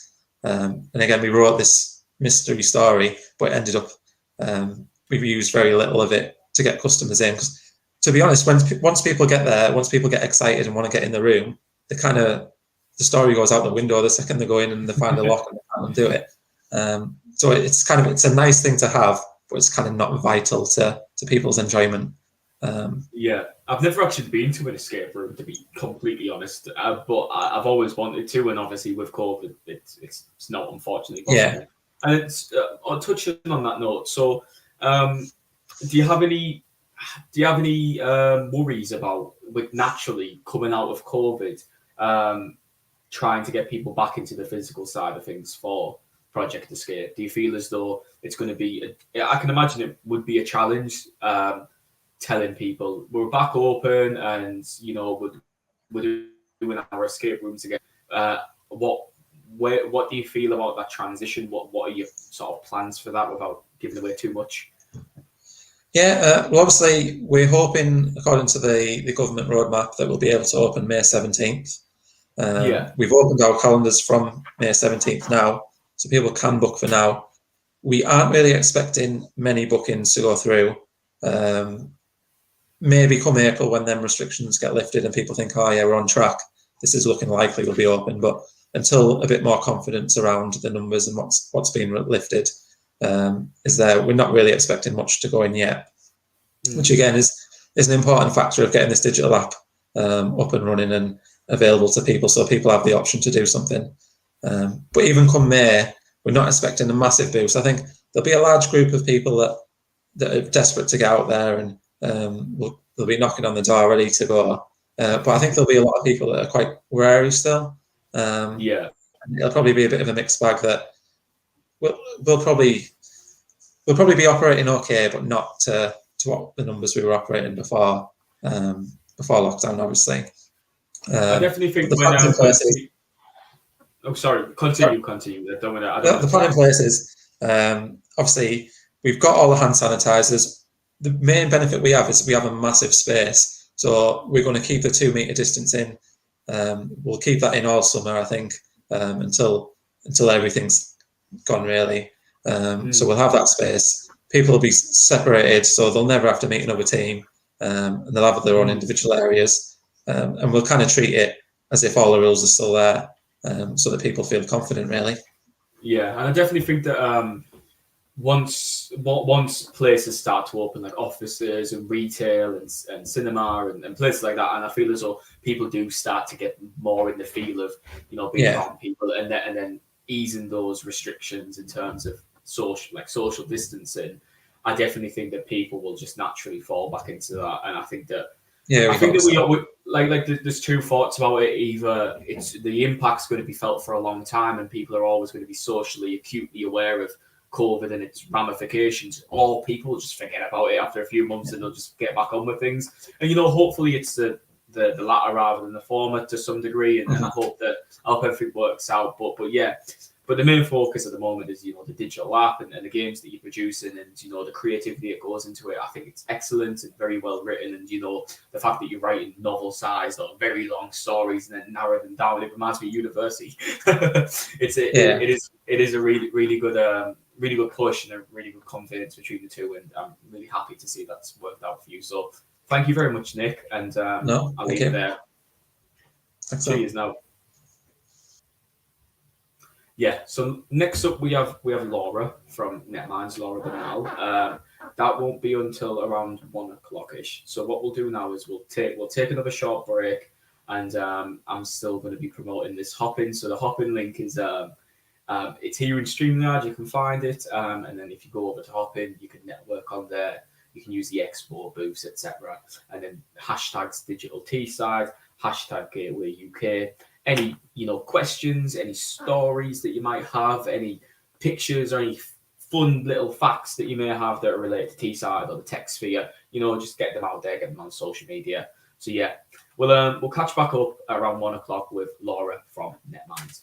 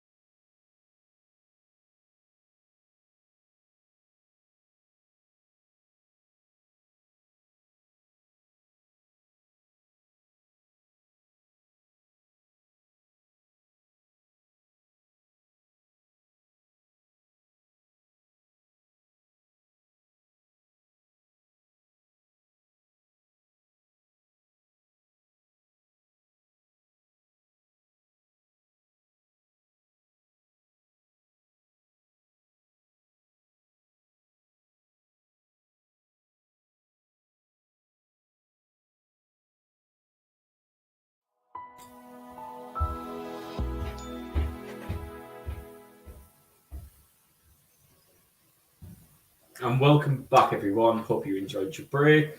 Hope that you've got onto hopping all right. Hope everything's going well. Next up, we have Laura Bernal. She is the co-founder of NetMinds, and she's talking today about how her platform has pivoted towards a no-code training for businesses, schools, and career services. So Laura should be coming in just right now. Hello. Hello, how are you? Hi there. I'm doing well, thank you. How are you? Thank you very much for inviting me over. No problem. Everything going all right? Latency, can you hear me okay?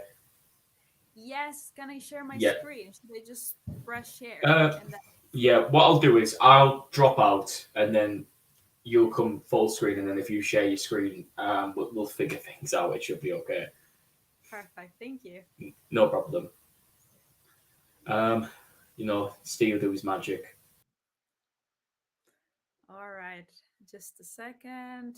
I'll be sharing my screen just now.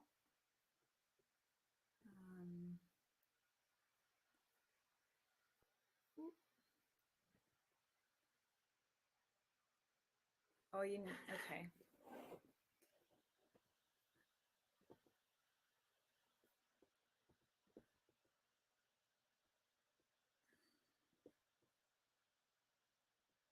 Do you see my screen all right? Is it presenting?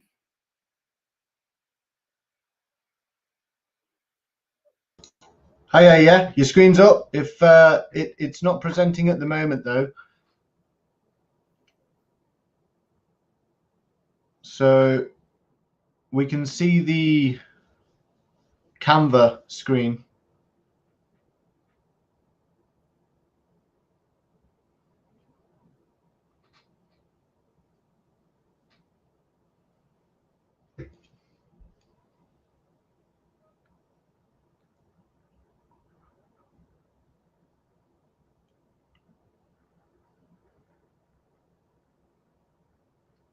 Hello?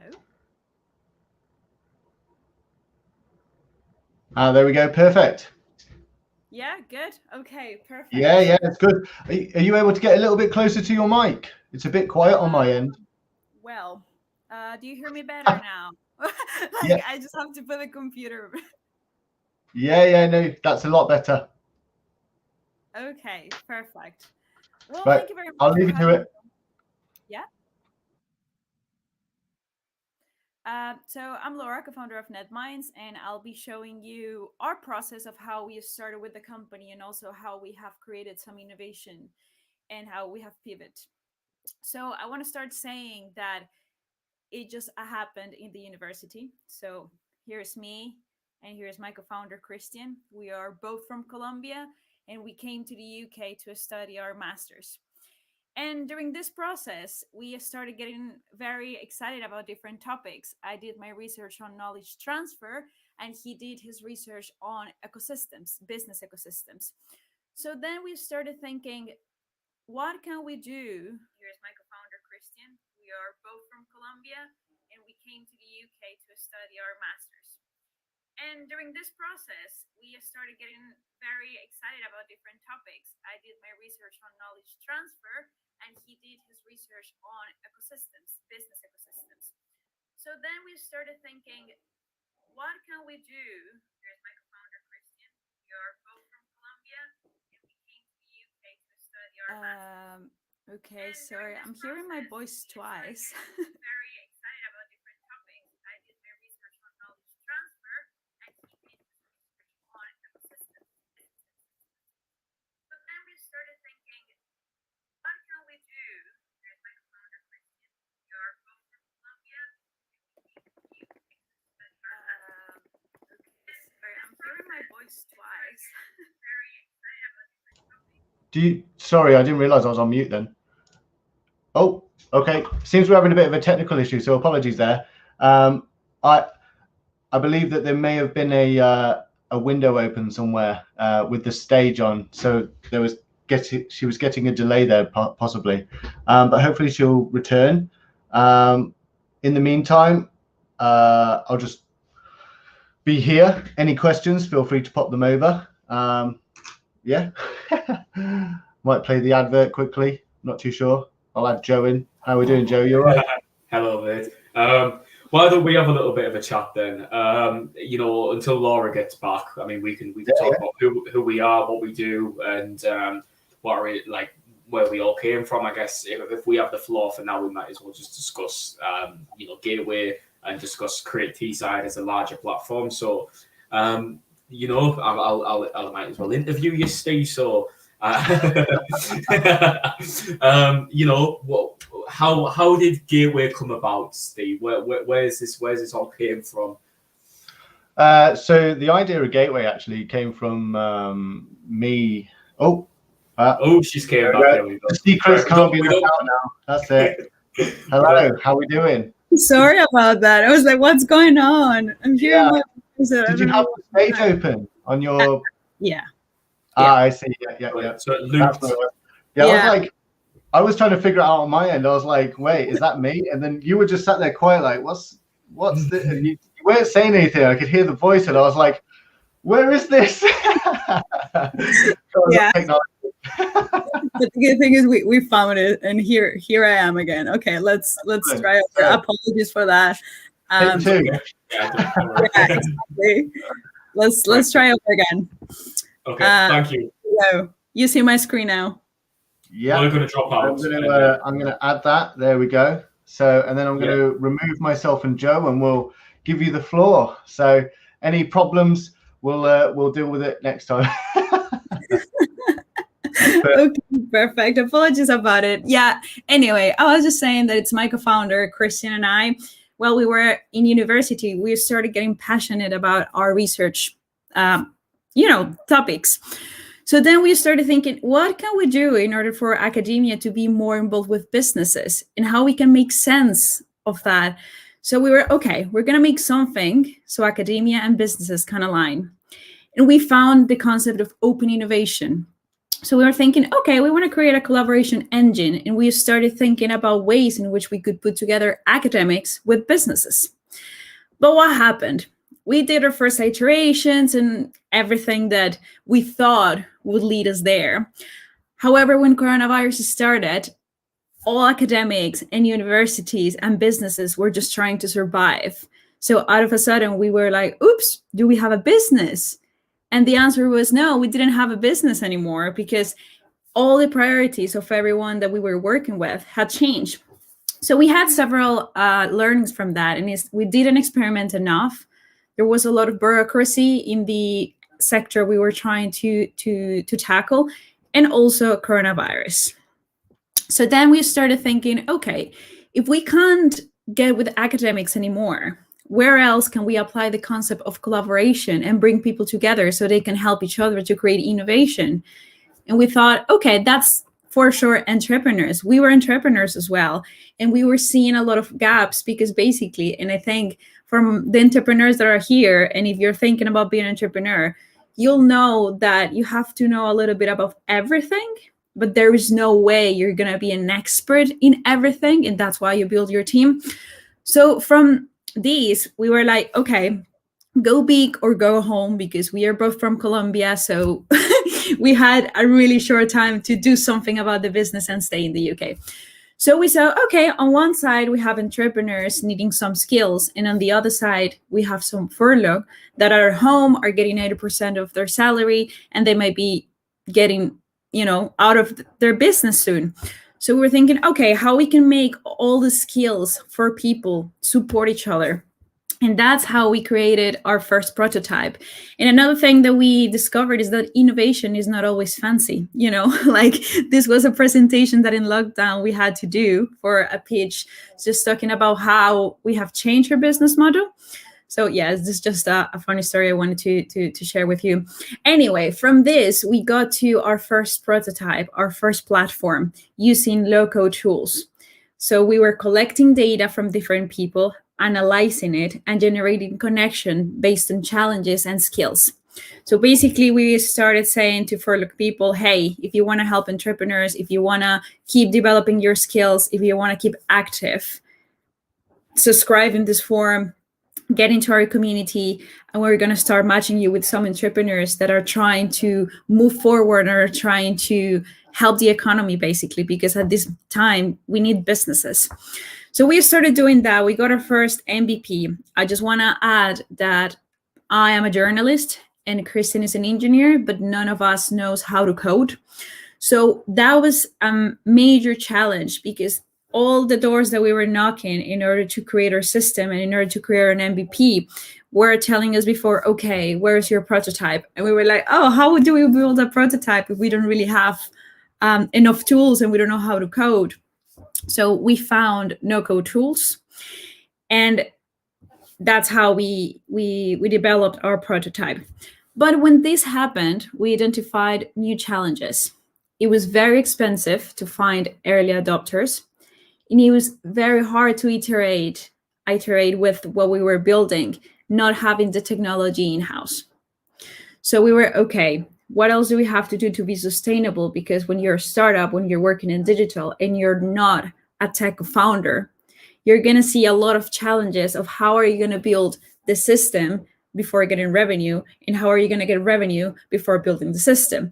And then it goes in this chicken and egg situation where you don't know how to get out of it.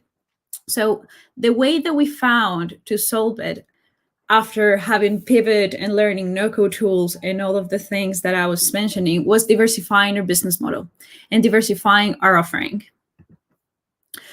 So we identified there were more people with the same problem. So a lot of founders, a lot of entrepreneurs, and a lot of SMEs wanting to be on top of the digital transformation, wanted to develop digital skills, but not having the background to do so. So we said, okay, here is a digital skills gap. And also, if you want to be an agile business and develop quite quickly and innovate, if you don't have tech in-house, it can be very expensive and risky. And most of the companies that are developing or small and medium enterprises don't have a lot of budget for IT. And if they have it, it's for very specific things. But if you want to innovate, there has to be a room for experimentation. Okay, so we identified this new problem, and then we said, okay, we have been developing new skills as we have evolved with our business. So here's a real opportunity to bring those skills back and make them a business model. And we started doing some research based on that, and we found a huge trend. So by 2024, it's expected that 65% of applications, for the applications of web applications, will be performed by low-code platforms. Forbes. No-code enables citizen developers to innovate and develop software products in hours or weeks instead of months. So we were, yes, we have experienced it. We have been developing the skills. There is a real problem, and we need to diversify our offering and our product in order to keep sustainable and in order to keep building the tech that we originally started with.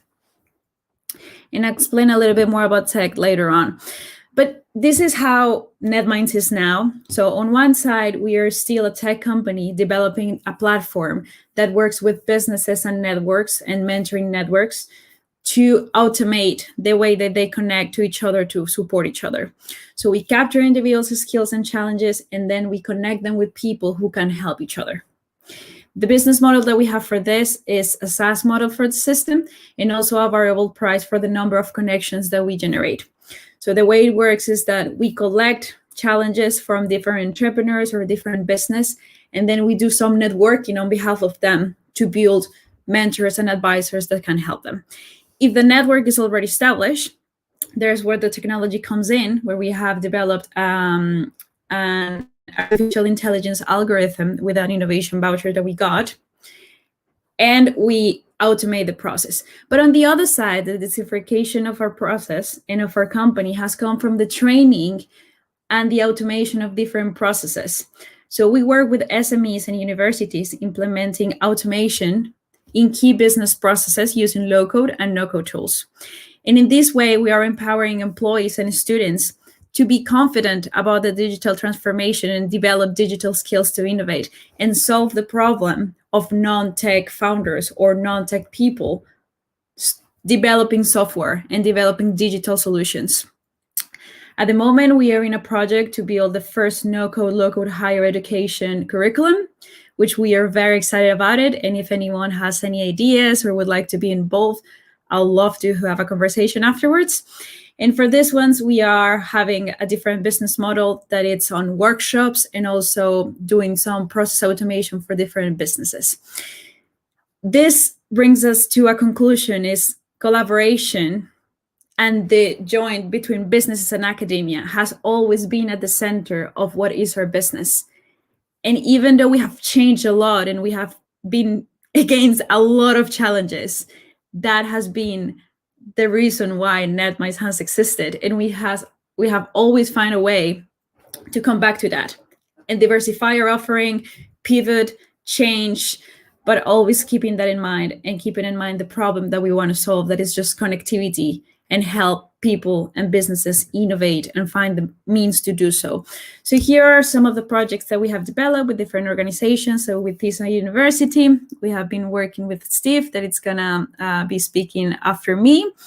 It has been great, just supporting a lot of entrepreneurs, finding them mentors, other sorts of support, creating content. With Newcastle University, we created a no-code bootcamp, and with them we are delivering and we are making the project of the no-code curriculum I was mentioning, and different examples from different mentor networks, entrepreneur networks as well. So I want to jump into the learnings from all of this process, apart from just saying what is NetMinds about. And its innovation can be incidental. However, it always needs a problem to solve and something to optimize. Also, we learned that information without experimentation can be misleading, and you can end up killing things before it's time or just losing in the run. An innovative concept can be applied in several settings. So as I was saying before, we started with an idea and we have applied in different areas and we have pivoted quite a lot, but always starting from what we wanted to achieve. Learning from other industries and settings are gold mine for innovation. So applying things that has been in other setting and bring it to yours. Also, innovation is a matter of mindset and how you're open for failure and basically just iterating over and over again. And also, and lastly, innovation is not a straightforward process. There are many avenues that you can take. There are many avenues that probably won't work, but there are going to be many avenues that will work. And that's how you innovate. Yeah, any questions? I'm assuming that we'll have time for that afterwards. And yeah, thank you very much. If you want to contact us, we are at the moment, we're going to be at the booth, but also if you want to get in touch and just have a free business assessment, a free business consultation to see how you can automate some of your processes and learn how to use no-code tools, I'm happy to speak with you. Thank you very much. Thank you very much.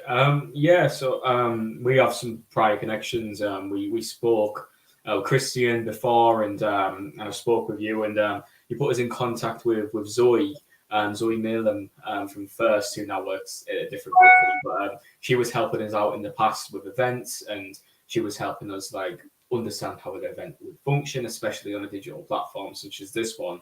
And you know, that had quite a profound impact. She really helps, and it's showing that network between you know, people like myself and the company that we operate, and then those business professionals who can really benefit from it. I think that no code is very interesting because like you say, people kind of assume, especially when you're going into a digital realm and when you're building digital projects and doing development, that code is essential and understanding how to code is essential. But there are admittedly like platforms out there that, you know, can supersede that and can give you some help and assistance. I've looked into some myself, and you know, I think they can be incredibly beneficial for some people who, you know, might have a lot of time on their hands and unfortunately might not feel as though they can go into code and learn it and then build. It might not necessarily be something that isn't appropriate for them. So having that push and having that awareness that code can be sorry, I'm losing train of thought. Code can be something that is not necessarily needed to go into make web development. Having a person and having an organization that is reflecting that can really help spread that awareness. So what sort of coding languages can you use in a no-code software? Do you have any examples where you can really overstate and take over a lot of work of coding in a no-code platform? Yeah, it's hard to say, like, okay, this tool would be Python and this tool would be HTML. So the way it works is the no-code tools are divided by different parts of a system. So you might have no-code tools that are for the front end. You might have tools that are going to be for the back end, and you're going to have tools that is for integrating the front end and the back end.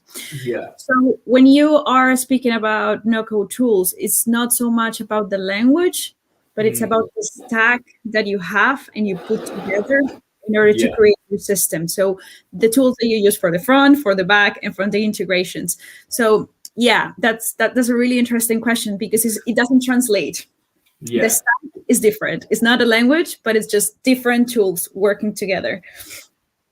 And how do you tie them together? I know that might be a bit like, let's say that you've got a front stack or a front end developer no-code tool that will do your HTML and CSS and maybe a bit of JS, and then you've got a back-end tool that might do C# or Python or PHP. How do you merge those two? What sticks them together? What helps that development come through between those two platforms? How do you find that works? Yeah, absolutely. So it depends on how are you building it. So for example, if you are wanting to capture some information in your front end, and then you need something to happen in the back end in your database and then send another information, then what you do is you capture the information on Airtable, for example, or Webflow, which are some tools. And then you get there are some tools that are called the integrators. So there's Zapier as an example, there's Integromat, there's another example. So basically what these tools do is that they codify triggers and, causes, triggers, and effects. Yeah. So the way that you program it is like, okay, if this person put this information in this box or whatever, then this other tool will actionate this other action. So that's how you end up integrating all the different tools between each other. But you have to have the correlation of, if I do this, then that. Yeah, the logic process. Yeah, that's. So I heard you mention Webflow. There's, I guess Wix is kind of like that. Wix, you can build websites there. That's more web development. Do you have any? Does this work for software development? For software development, well, I think it comes back to what is it that you're trying to develop, because at the end of the day, all no code would be software development. It's just the difference is the no code has already a software developed that you use and put together like a Lego. Let's use that analogy to make things work, whereas that software development that a coder would do is from scratch. So that's the main difference. But at the end of the day, both are software development. I would recommend, and if you want to start with that, and of course, if you have if anyone really has any specific questions about something that they want to do with their business, I can happily have a conversation about it. But I think it'd be really beneficial.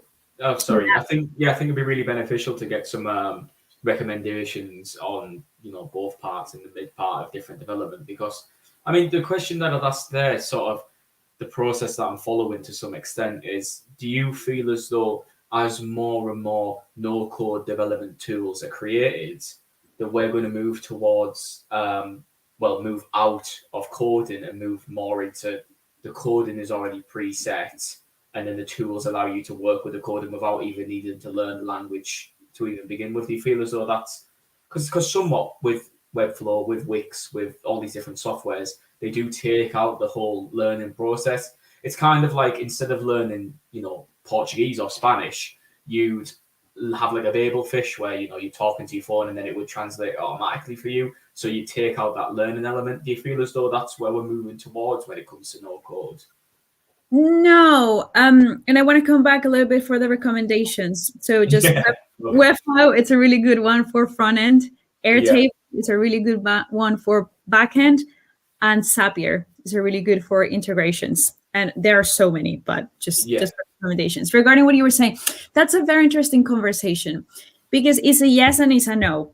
So it's a yes because there's people that probably can't learn how to code. You know, like it's not that they can't, it's just, for example, they don't have the time or they don't need to know programming languages to solve the problems that they have to solve. Because at the end of the day, we cannot have the world full of everyone is a coder, you know. Specification is good. What these tools are enabling is just democratizing the access to software development because there is a skills gap in the world, and there is a need for developers in the moment. But if we don't have enough developers, then there's no way to go. What these tools are saying is like, no, there is a way to go.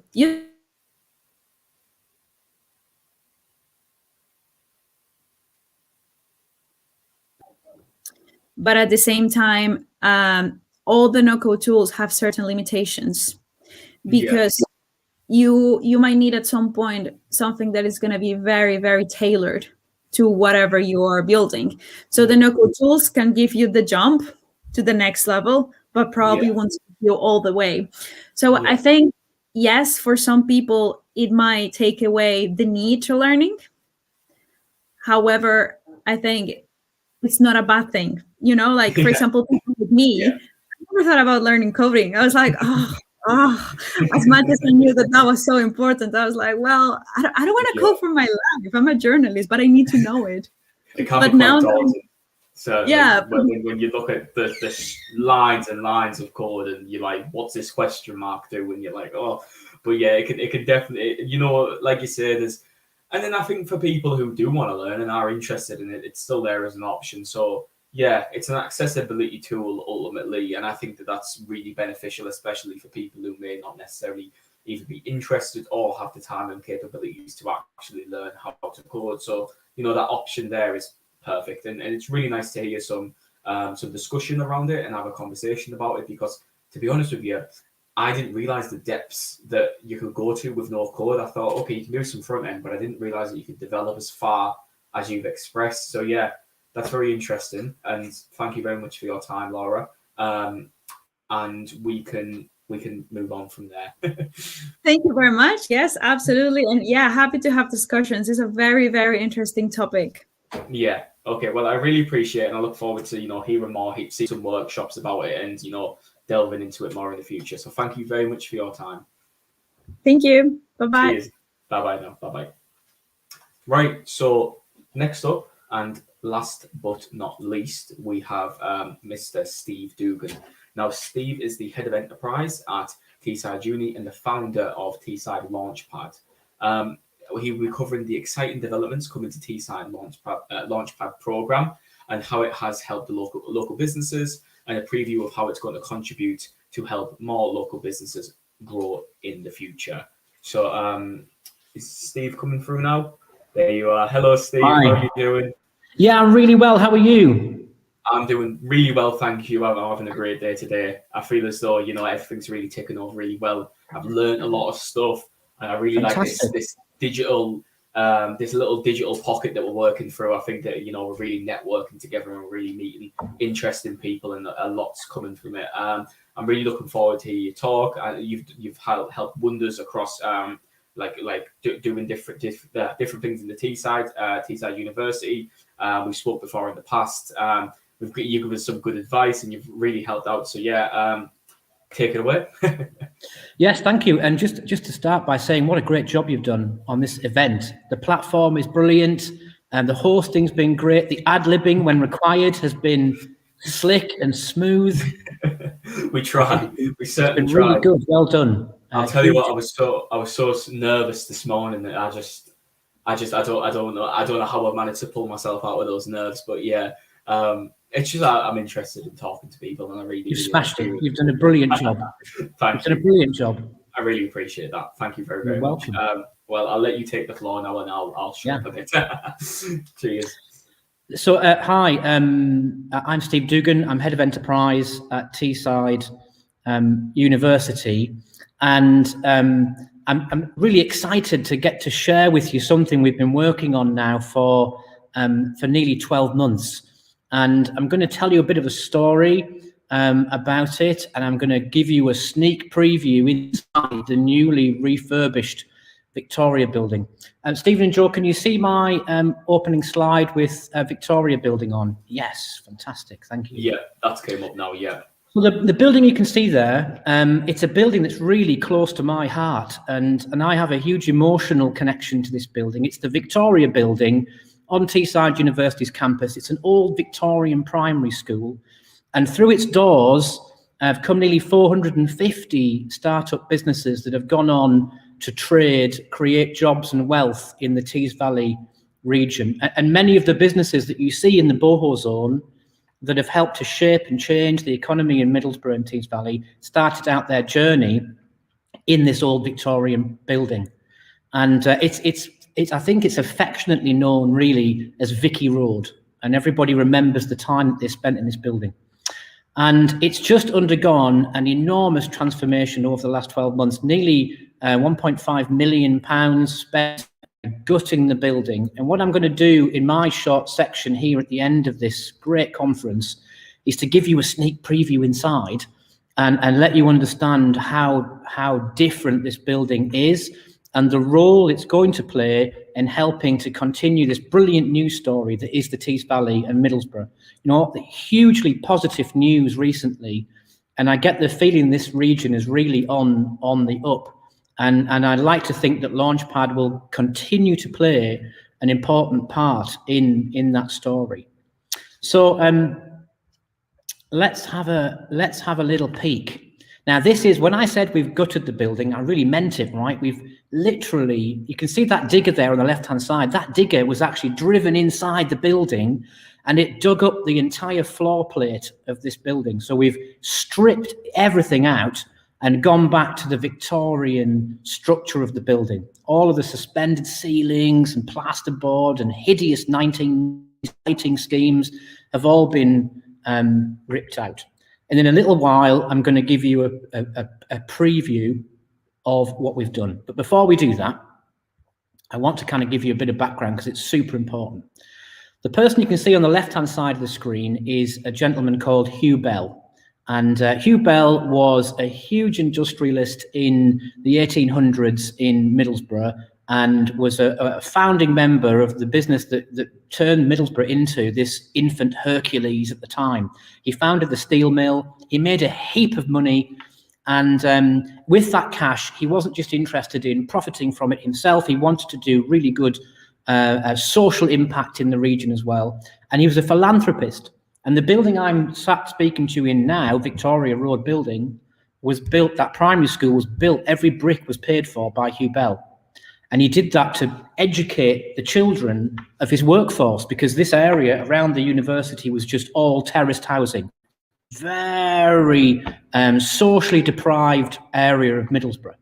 And all those kids that came to this primary school from the 1890s onwards, this was an incredible opportunity for them to get an education, because ordinarily working class kids just didn't get to go to school. So Hugh Bell built this school. Every brick was paid for by him personally. And children were given a new start in life by coming here. And I like to think, actually, that what the building does now, helping young entrepreneurs get started and carve out new destinies, people like Wonder Films, Sock Monkey Studios, Radical Forge, Coat Sync, Circle Cloud, you name it. You know, there's a whole list of incredible businesses that started out life here. It's still the same purpose, right, that Hugh Bell had in mind. It's a building giving ordinary people the chance to do extraordinary things. And I think that's really, really kind of cool. Incidentally, the young girl on his lap there is Gertrude Bell, his daughter.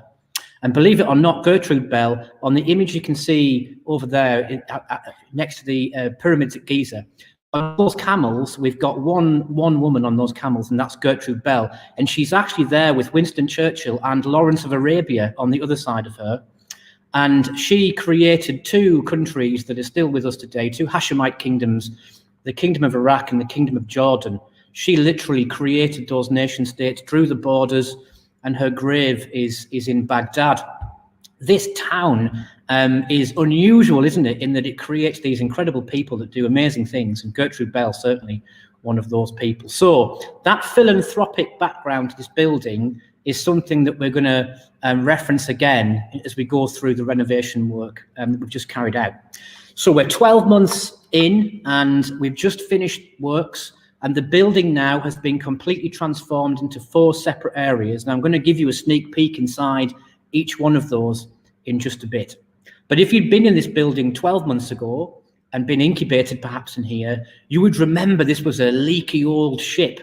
If it rained heavily, the water came through the windows. If the wind blew too strong, the window panes rattled, the floor had holes in. And I remember distinctly a business coming down from upstairs to tell me that 2 amorous mating pigeons had collapsed the ceiling and come into their office with vigour. And I'll never forget that as an example of this building needed some money spending on it. But despite not being the fanciest building on campus by far, not being the slickest building in Middlesbrough, it was a building that really cool things happened in, and some brilliant businesses got started in despite the leaky windows and the holy carpets.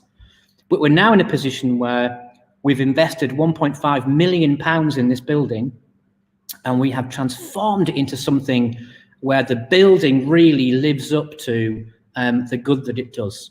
So I'm going to give you a little peek inside. So 4 separate areas.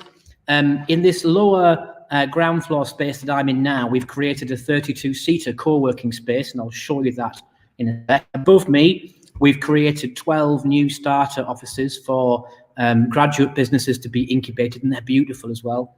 And then in the other wing, we have controversially built 5 micro factories to allow businesses that make things, that craft things, that use laser cutters, 3D printers, spray cans, a space where they can get dirty and manufacture products in a micro manufacturing sense. We've even got a bakery down there, which you'll see in a bit on my slide deck. Who'd have thought it? And a micro warehouse as well, which we call the pick, pack and post room, and I'll talk about that in a bit. And then directly above that, upstairs, we have 6 brand new game studio spaces, purpose-built to really build on the success we've had incubating game studios like Radical Forge, like Sock Monkey, like Foxbite. We want to do that much better than we've been able to in the past. And we've built some purpose-built spaces, which I'll share with you. In a bit. So here's the first space. Look at that. So this is the assembly hall. It's a commercial co-working space, 32 desks, 50+ member capacity.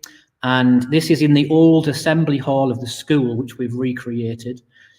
These pictures were taken before we've got art in, before we've got plants in. It's going to look a lot more lived in. It's got fantastic facilities, super fast Wi-Fi. The whole building's been re-networked.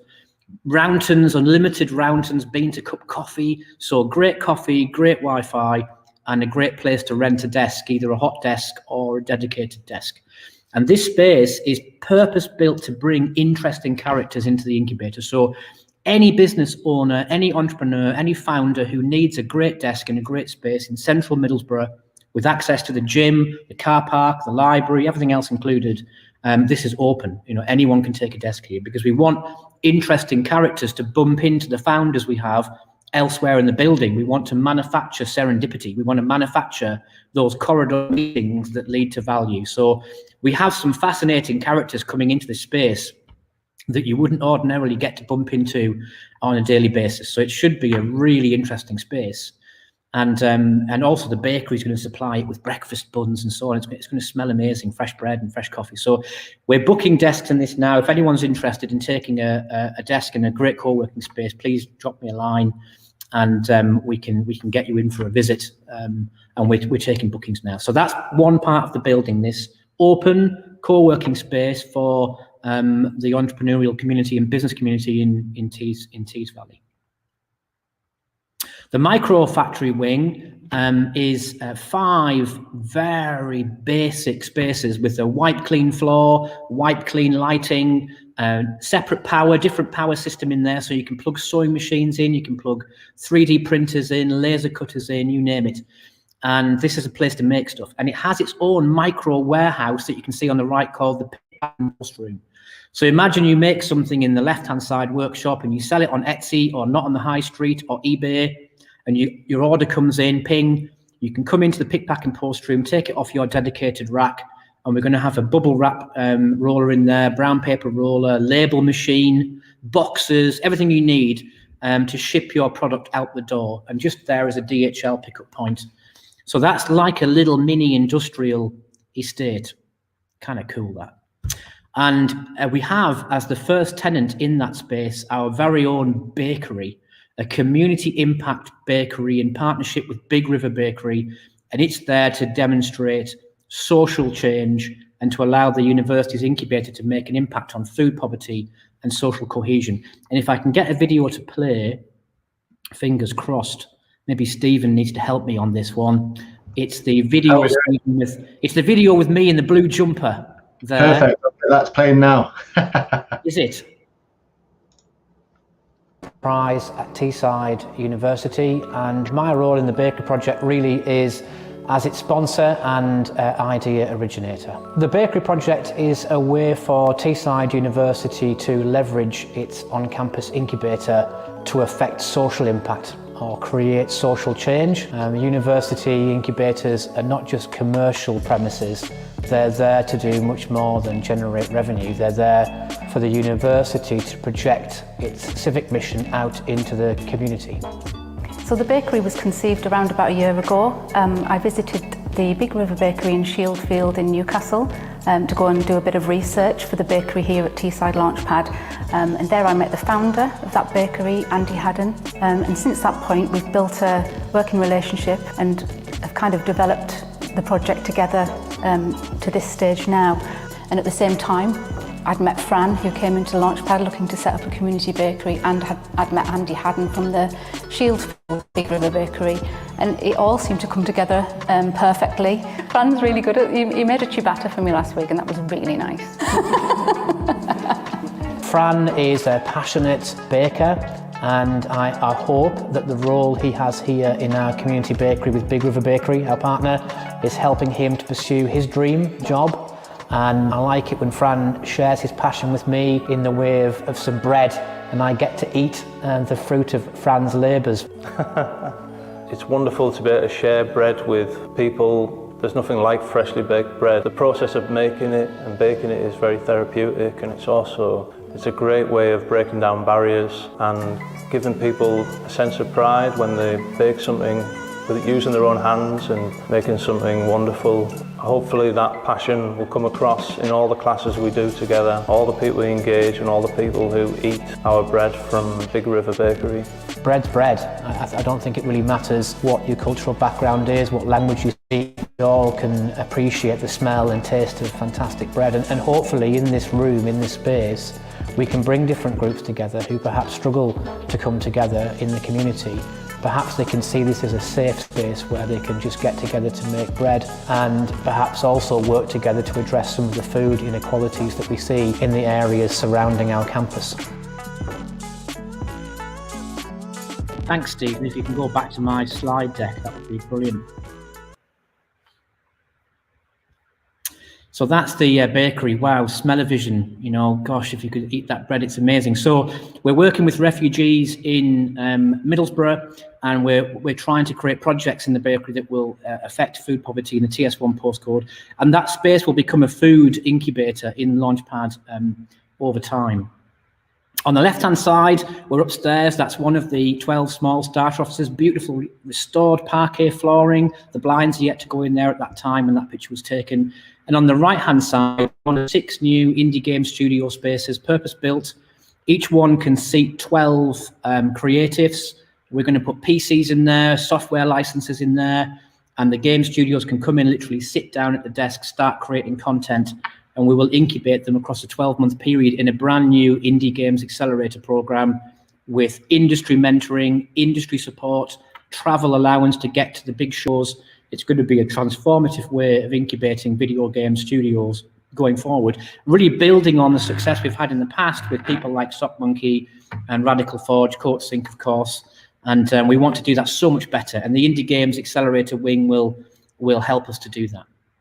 So Teesside Launchpad then has been completely transformed.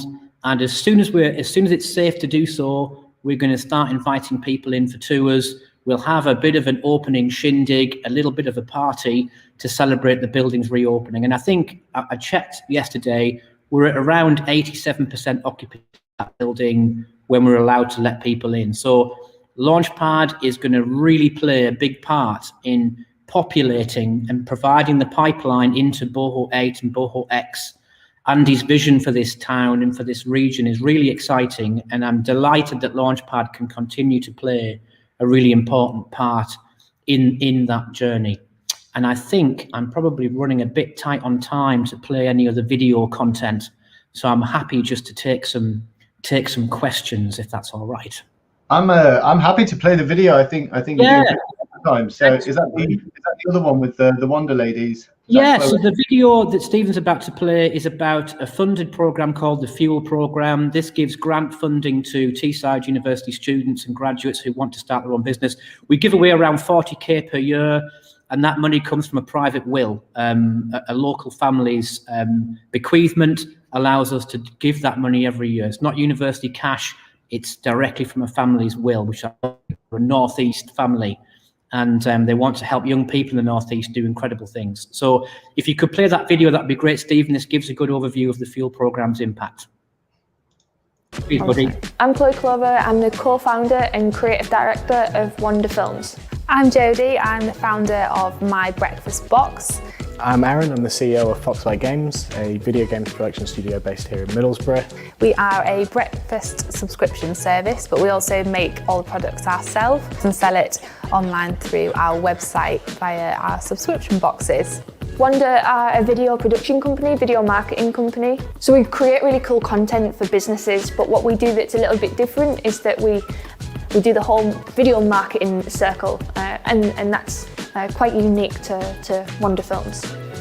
So I knew when I started Foxlight that we'd need lots of support because I knew how to make video games, but I didn't know how to run a business or the accounting, finance, marketing, networking, and all of the other stuff under that sort of business umbrella. Fuel is able to provide workshops, mentorship, support, and also it also provide you with other people doing the same thing, so you had people to talk to as you were going through it and learn from each other as well as the mentors. It was an amazing experience because I had already started the business and was based here in the Launchpad building, but needed to work out how I was going to take the business to the next step. So accessing all the mentors, the resources, and ultimately the funding to help me do that really helped progress the business and take it to the next stage, and work out where I could really position it to be successful. It's amazing to have something like the Fuel Programme in this area because until I came to the university, I wasn't aware that this was going on, and it was fundamental in getting the business off the ground for me. I had the idea, but I had no idea how to get it going. So since we were successful on the Fuel Programme and we got grant funding, we've seen so much growth. It's been amazing. We started here in Launchpad, which is where Fuel is based, and then we've just grown so fast since then. We're now a team of 10, soon to be 11, and it's just, things seem to have exploded for us, and yeah, it's pretty exciting. Without Fuel, in large part, there probably either wouldn't be Foxlight Games as it is today, or just wouldn't be Foxlight Games. We just couldn't have done it without that. We couldn't have done it without Fuel.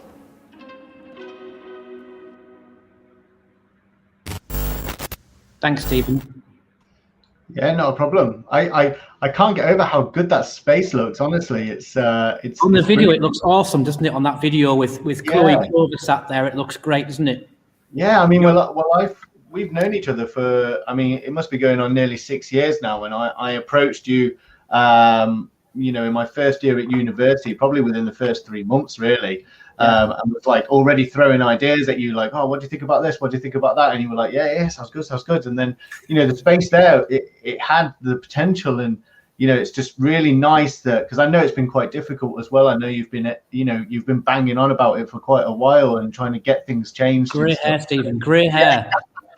Exactly. It has been hard to get it to this point. It has, but it's been difficult because obviously the building needed a significant amount of investment to get it from where it was to where it is now. And we were very lucky that we were funded by Research England and some funding from the university as well, very generously, to get this building over the line. And I think it's now well configured to be a really important component in the journey that Andy was talking about earlier today.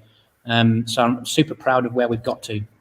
Yeah, definitely. I completely agree, and I think the work that you do is brilliant, especially for like young aspiring graduates, and the stepping stone with yourselves and Digital City and working together on that. And then you've also got Studio 109 as well, which is a bit of space cinema. And they've got like a great space as well, and they're working with that co-working mentality too. So yeah, some really exciting stuff going on, and I'm looking forward to my tour. I think I'm booked in for May the 5th or something. So it's me and Joe. Look forward to it. Yeah, that'd be really good. And if we get to have a party, which we ordinarily would have a Halloween party in Launchpad every year with a rock band, a live rock band, and plenty of beer. Hopefully we get to do that at some point this year. We get to have some kind of party to celebrate the building's rebirth, and that would be great to see you guys there. Definitely. Well, yeah, 100%. I don't know, Joe, you've got any questions? Yeah, I was just going to ask, just purely out of interest. I remember that when you mentioned the different sections that the building has been turned into, you said that the micro factories had a little bit of controversy around them. I was just wondering why is that? Why were people a bit? Well, if you think about an incubator, traditionally incubators are cheap office space, right? They're buildings full of cheap office space and some support. And there's nothing wrong with that. That's a valuable thing to provide. But increasingly, we've seen over the past 2.5 years, very different types of graduate business coming through. Where the requirement isn't just for an office. The requirement is for somewhere where we can physically make things, because the means of manufacturing have become smaller and more accessible and cheaper. So 3D printers, micro CNC machines, laser cutters. And we were very poorly equipped to support that kind of business because, well, it's not suitable to put a laser cutter into an office. It's just not possible. So we had to convince the university that we needed to make this space a multi-use incubator, because the future looks more and more like that, in fact. And all of those micro manufacturing spaces are now gone. Every single one of them is waiting for a tenant to move in, doing a whole variety of different things, from producing content to producing physical products. And equally, the bakery, it's not normal to have a bakery in an incubator either. But the bakery is an important way for this incubator to do something around societal and social change, because it's a university incubator, not a commercial incubator. It's not here to make money. It's here to benefit the region that the university sits within.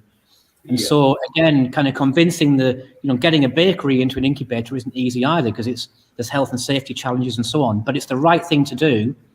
And it means that in this building, you might meet a chief exec of an existing business in here. You might meet a refugee baker from Kurdistan, from Afghanistan, from Syria in the bakery, a video games company boss upstairs, and an app developer in the other wing. I can't think of anywhere else where those meetings could happen. And I'm fascinated to see what value comes from that. Because the refugee community, for example, very isolated, and both in terms of their access to the campus, access to the tech community, access to the boho zone. So Launchpad should be a fairly safe space where these different characters can come together to make a patchwork quilt. And patchwork quilts are where innovation comes from, not a next duvet that just is grey. If you've got lots of different patchwork quilt characters coming together, something interesting will fall out of it, I can guarantee it. So watch this space in 12 months' time, when we have a business being created by a refugee with support from someone in the co-working space and some tech support from upstairs. I think that would be an amazing outcome. Yeah, I agree. That's great. Yeah, I do too. That's brilliant. Bread was wholesome. That was a really, really nice little video to watch. There was something really endearing about it, and it really looks, bringing to people something as simple as making bread. It's such a nice, very universal, right? Doesn't matter what religion, what culture. We all share that kind of love of making and breaking bread together. And incidentally, we're going to launch some tech company bake-offs in here, and and so I'm looking forward to seeing Animersion versus Radical Forge versus, and the university will supply all the materials, yeast, flour, everything else. And what the tech companies provide is the teamwork and the labour and we will bake for 24 hours solid. And the food that's created will be given away in the TS1 postcode area to affect food poverty. So we watch this space for a food poverty bake-off in the bakery, and it'll be a great team event for the tech companies to take part in, get their fingers dirty, and it will also be a way for them to connect to a population of people that they maybe rarely get to interface with. But there are going to be people out there who could add value to their businesses. They're just never going to get to meet them. So if we can kind of make that happen here, that would be super cool. That's wonderful news. Yeah, that's really, really wonderful news. I'm really looking forward to it. There's so much optimism. It's powerful. A gateway team will be baking off against someone else. I look forward to seeing you both with your aprons on. I know what I'm maybe on a mess. I've got a little bit of French in me, so yeah, I think. Oh, that's it. You're going to win. Yeah. You're going to win, Stephen. And it's hands down. Hands down. They're born. Thank you very much, Steve. Really appreciate it. You're more than welcome, and a brilliant event. Thank you so much for the invite. It's really appreciated. Thank you. Thank you. See you later. See you now. Bye-bye. Steve, are you still on screen? Are you coming to outro with me? Yeah, sure. Why not? Go on then. Right. So today been wonderful. Honestly, like seeing everything brought together, especially in this digital space, you know, it really shows you how much is out there and how networked we are and how much we're doing and this drive forward. And you know that we've been from future to history. You know, we've had Steve talk about the old Victoria building and how that's developed, and then we've had Andy Preston talk about the future, and we're talking about now. You know, it's really bringing together and it's really showing the strength that we have as a town. It's exciting. Yeah, I'm not a native, so hands up to that. And but I have bought a house here, and you know, I've done my university degree and I've done my master's degree here, and you know, I fell in love with the area really, and I find it funny. I always wondered, like, you know, people will be like, oh, Yorkshire, God's country and stuff, and I'd always be like, oh, well, what's that about? But I think realistically, it's the people that make it, and I think, you know, with you know, the shutdown of the steelworks and stuff, and you know, the depression that came from that. Now we're moving into this like really entrepreneurial situation where everybody's sort of like stepped up and started bringing in a lot of commerce to the area, which is really exciting. And you know, everybody's just trying to push forward and make the best of, you know, what was a bad situation, and we're really coming out coming through it now and starting to see the light at the end of the tunnel. And one thing I've noticed through this event compared to the next one was the optimism of everybody. So the last one was, you know, it was quite relaxed. We had a really good time, and then this one, like, everybody's just really excited. We've had the new announcements from Ben Houchin. You know, all the new stuff coming from Andy Preston in Middlesbrough about the new digital city and, you know, the new boho spaces and stuff, and obviously what's going on at Launchpad as well. So really, really optimistic event, which is really nice. Like, couldn't have asked for anything better, I don't think. Certainly, yeah. And like you know, ultimately at the end of the day, we're all on the same mission. We're all on the same path. We're all driving towards the same goals ultimately, and it's that consolidation of resource and optimism that is going to help ultimately push us into that next stage. And as Andy was saying, get us up the pecking order, which is ultimately what we want. We want to be challenging. We want to be moving up. We want to be constantly evolving. And then, to be honest, Steve, as much as you may be an outsider, at least you're somebody who's came in and stayed. You know what I mean? It's better to be somebody who's came here, loved the place and stayed, than be somebody who was born here and then leave. So, you know, don't downplay it too much. Well, I'd have never thought it when I first Googled Middlesbrough and I saw that beautiful orange skyline with the factories scattered across. It looked like, I think someone mentioned that the intro to Blade was inspired by Middlesbrough, and I was like, oh my lord, where are we going? But yeah, since getting here, it's the people are great, the opportunities here are amazing, and that's why, you know, this event has been created. It's to connect everybody together and try and get that network building and keep people talking. One thing that I noticed when I was doing my undergraduate was that just, you've got these thousands of students and they're just didn't realize like there's all this stuff available, whereas, you know, I was like out there looking, searching, keeping my eyes open, my ears peeled, and hunting for like who was there, and everybody's got everywhere has their diamonds in the dirt essentially. And what I found was Middlesbrough and Teesside has an absolute stack. So. And then on top of that, as Steve Dugan just mentioned there in the chat, the fact that the Chancellor, mentioned Teesside, the fact that they're bringing everything up north and they're bringing it to Darlington, you're going to see a lot more jobs in those sectors. And then obviously with the Freeport coming, it's just, I do have this sense of optimism, and I think that we all do. And it's really been exemplified throughout this whole event today. I think that we're definitely ending on a high note. If you're ready to wrap things up, we can give our thanks and we can say our prayers, and then we can wrap up. But I do want to say thanks to Kane Baker, who helped organise this, kicked it over in the background, and furthermore as an extension to you, Stephen, for managing all this, bringing all this together, making it what it is today, and then ultimately executing it perfectly with a couple of tech issues, but that's no one's fault. But it is an event, 100%, 110%. I'm very, very happy, and I look forward to speaking to more people and the same people again in the future. It's been good, and we'll be poking around the expo. That's what's coming up next. The expo is live now, so there'll probably be people in the expo booth, so feel free to go check them out. That'll be open 2 till 4. There's plenty of information in there about the guest speakers that we've had on today as well, and lots of opportunities to connect and keep up to date with everything. So thank you very much, Joe, for hosting. Thank you, Kane, in the background, for supporting me and making sure that this event went forward. He's been a brilliant member of the team, and awesome. Thank you. Thank you.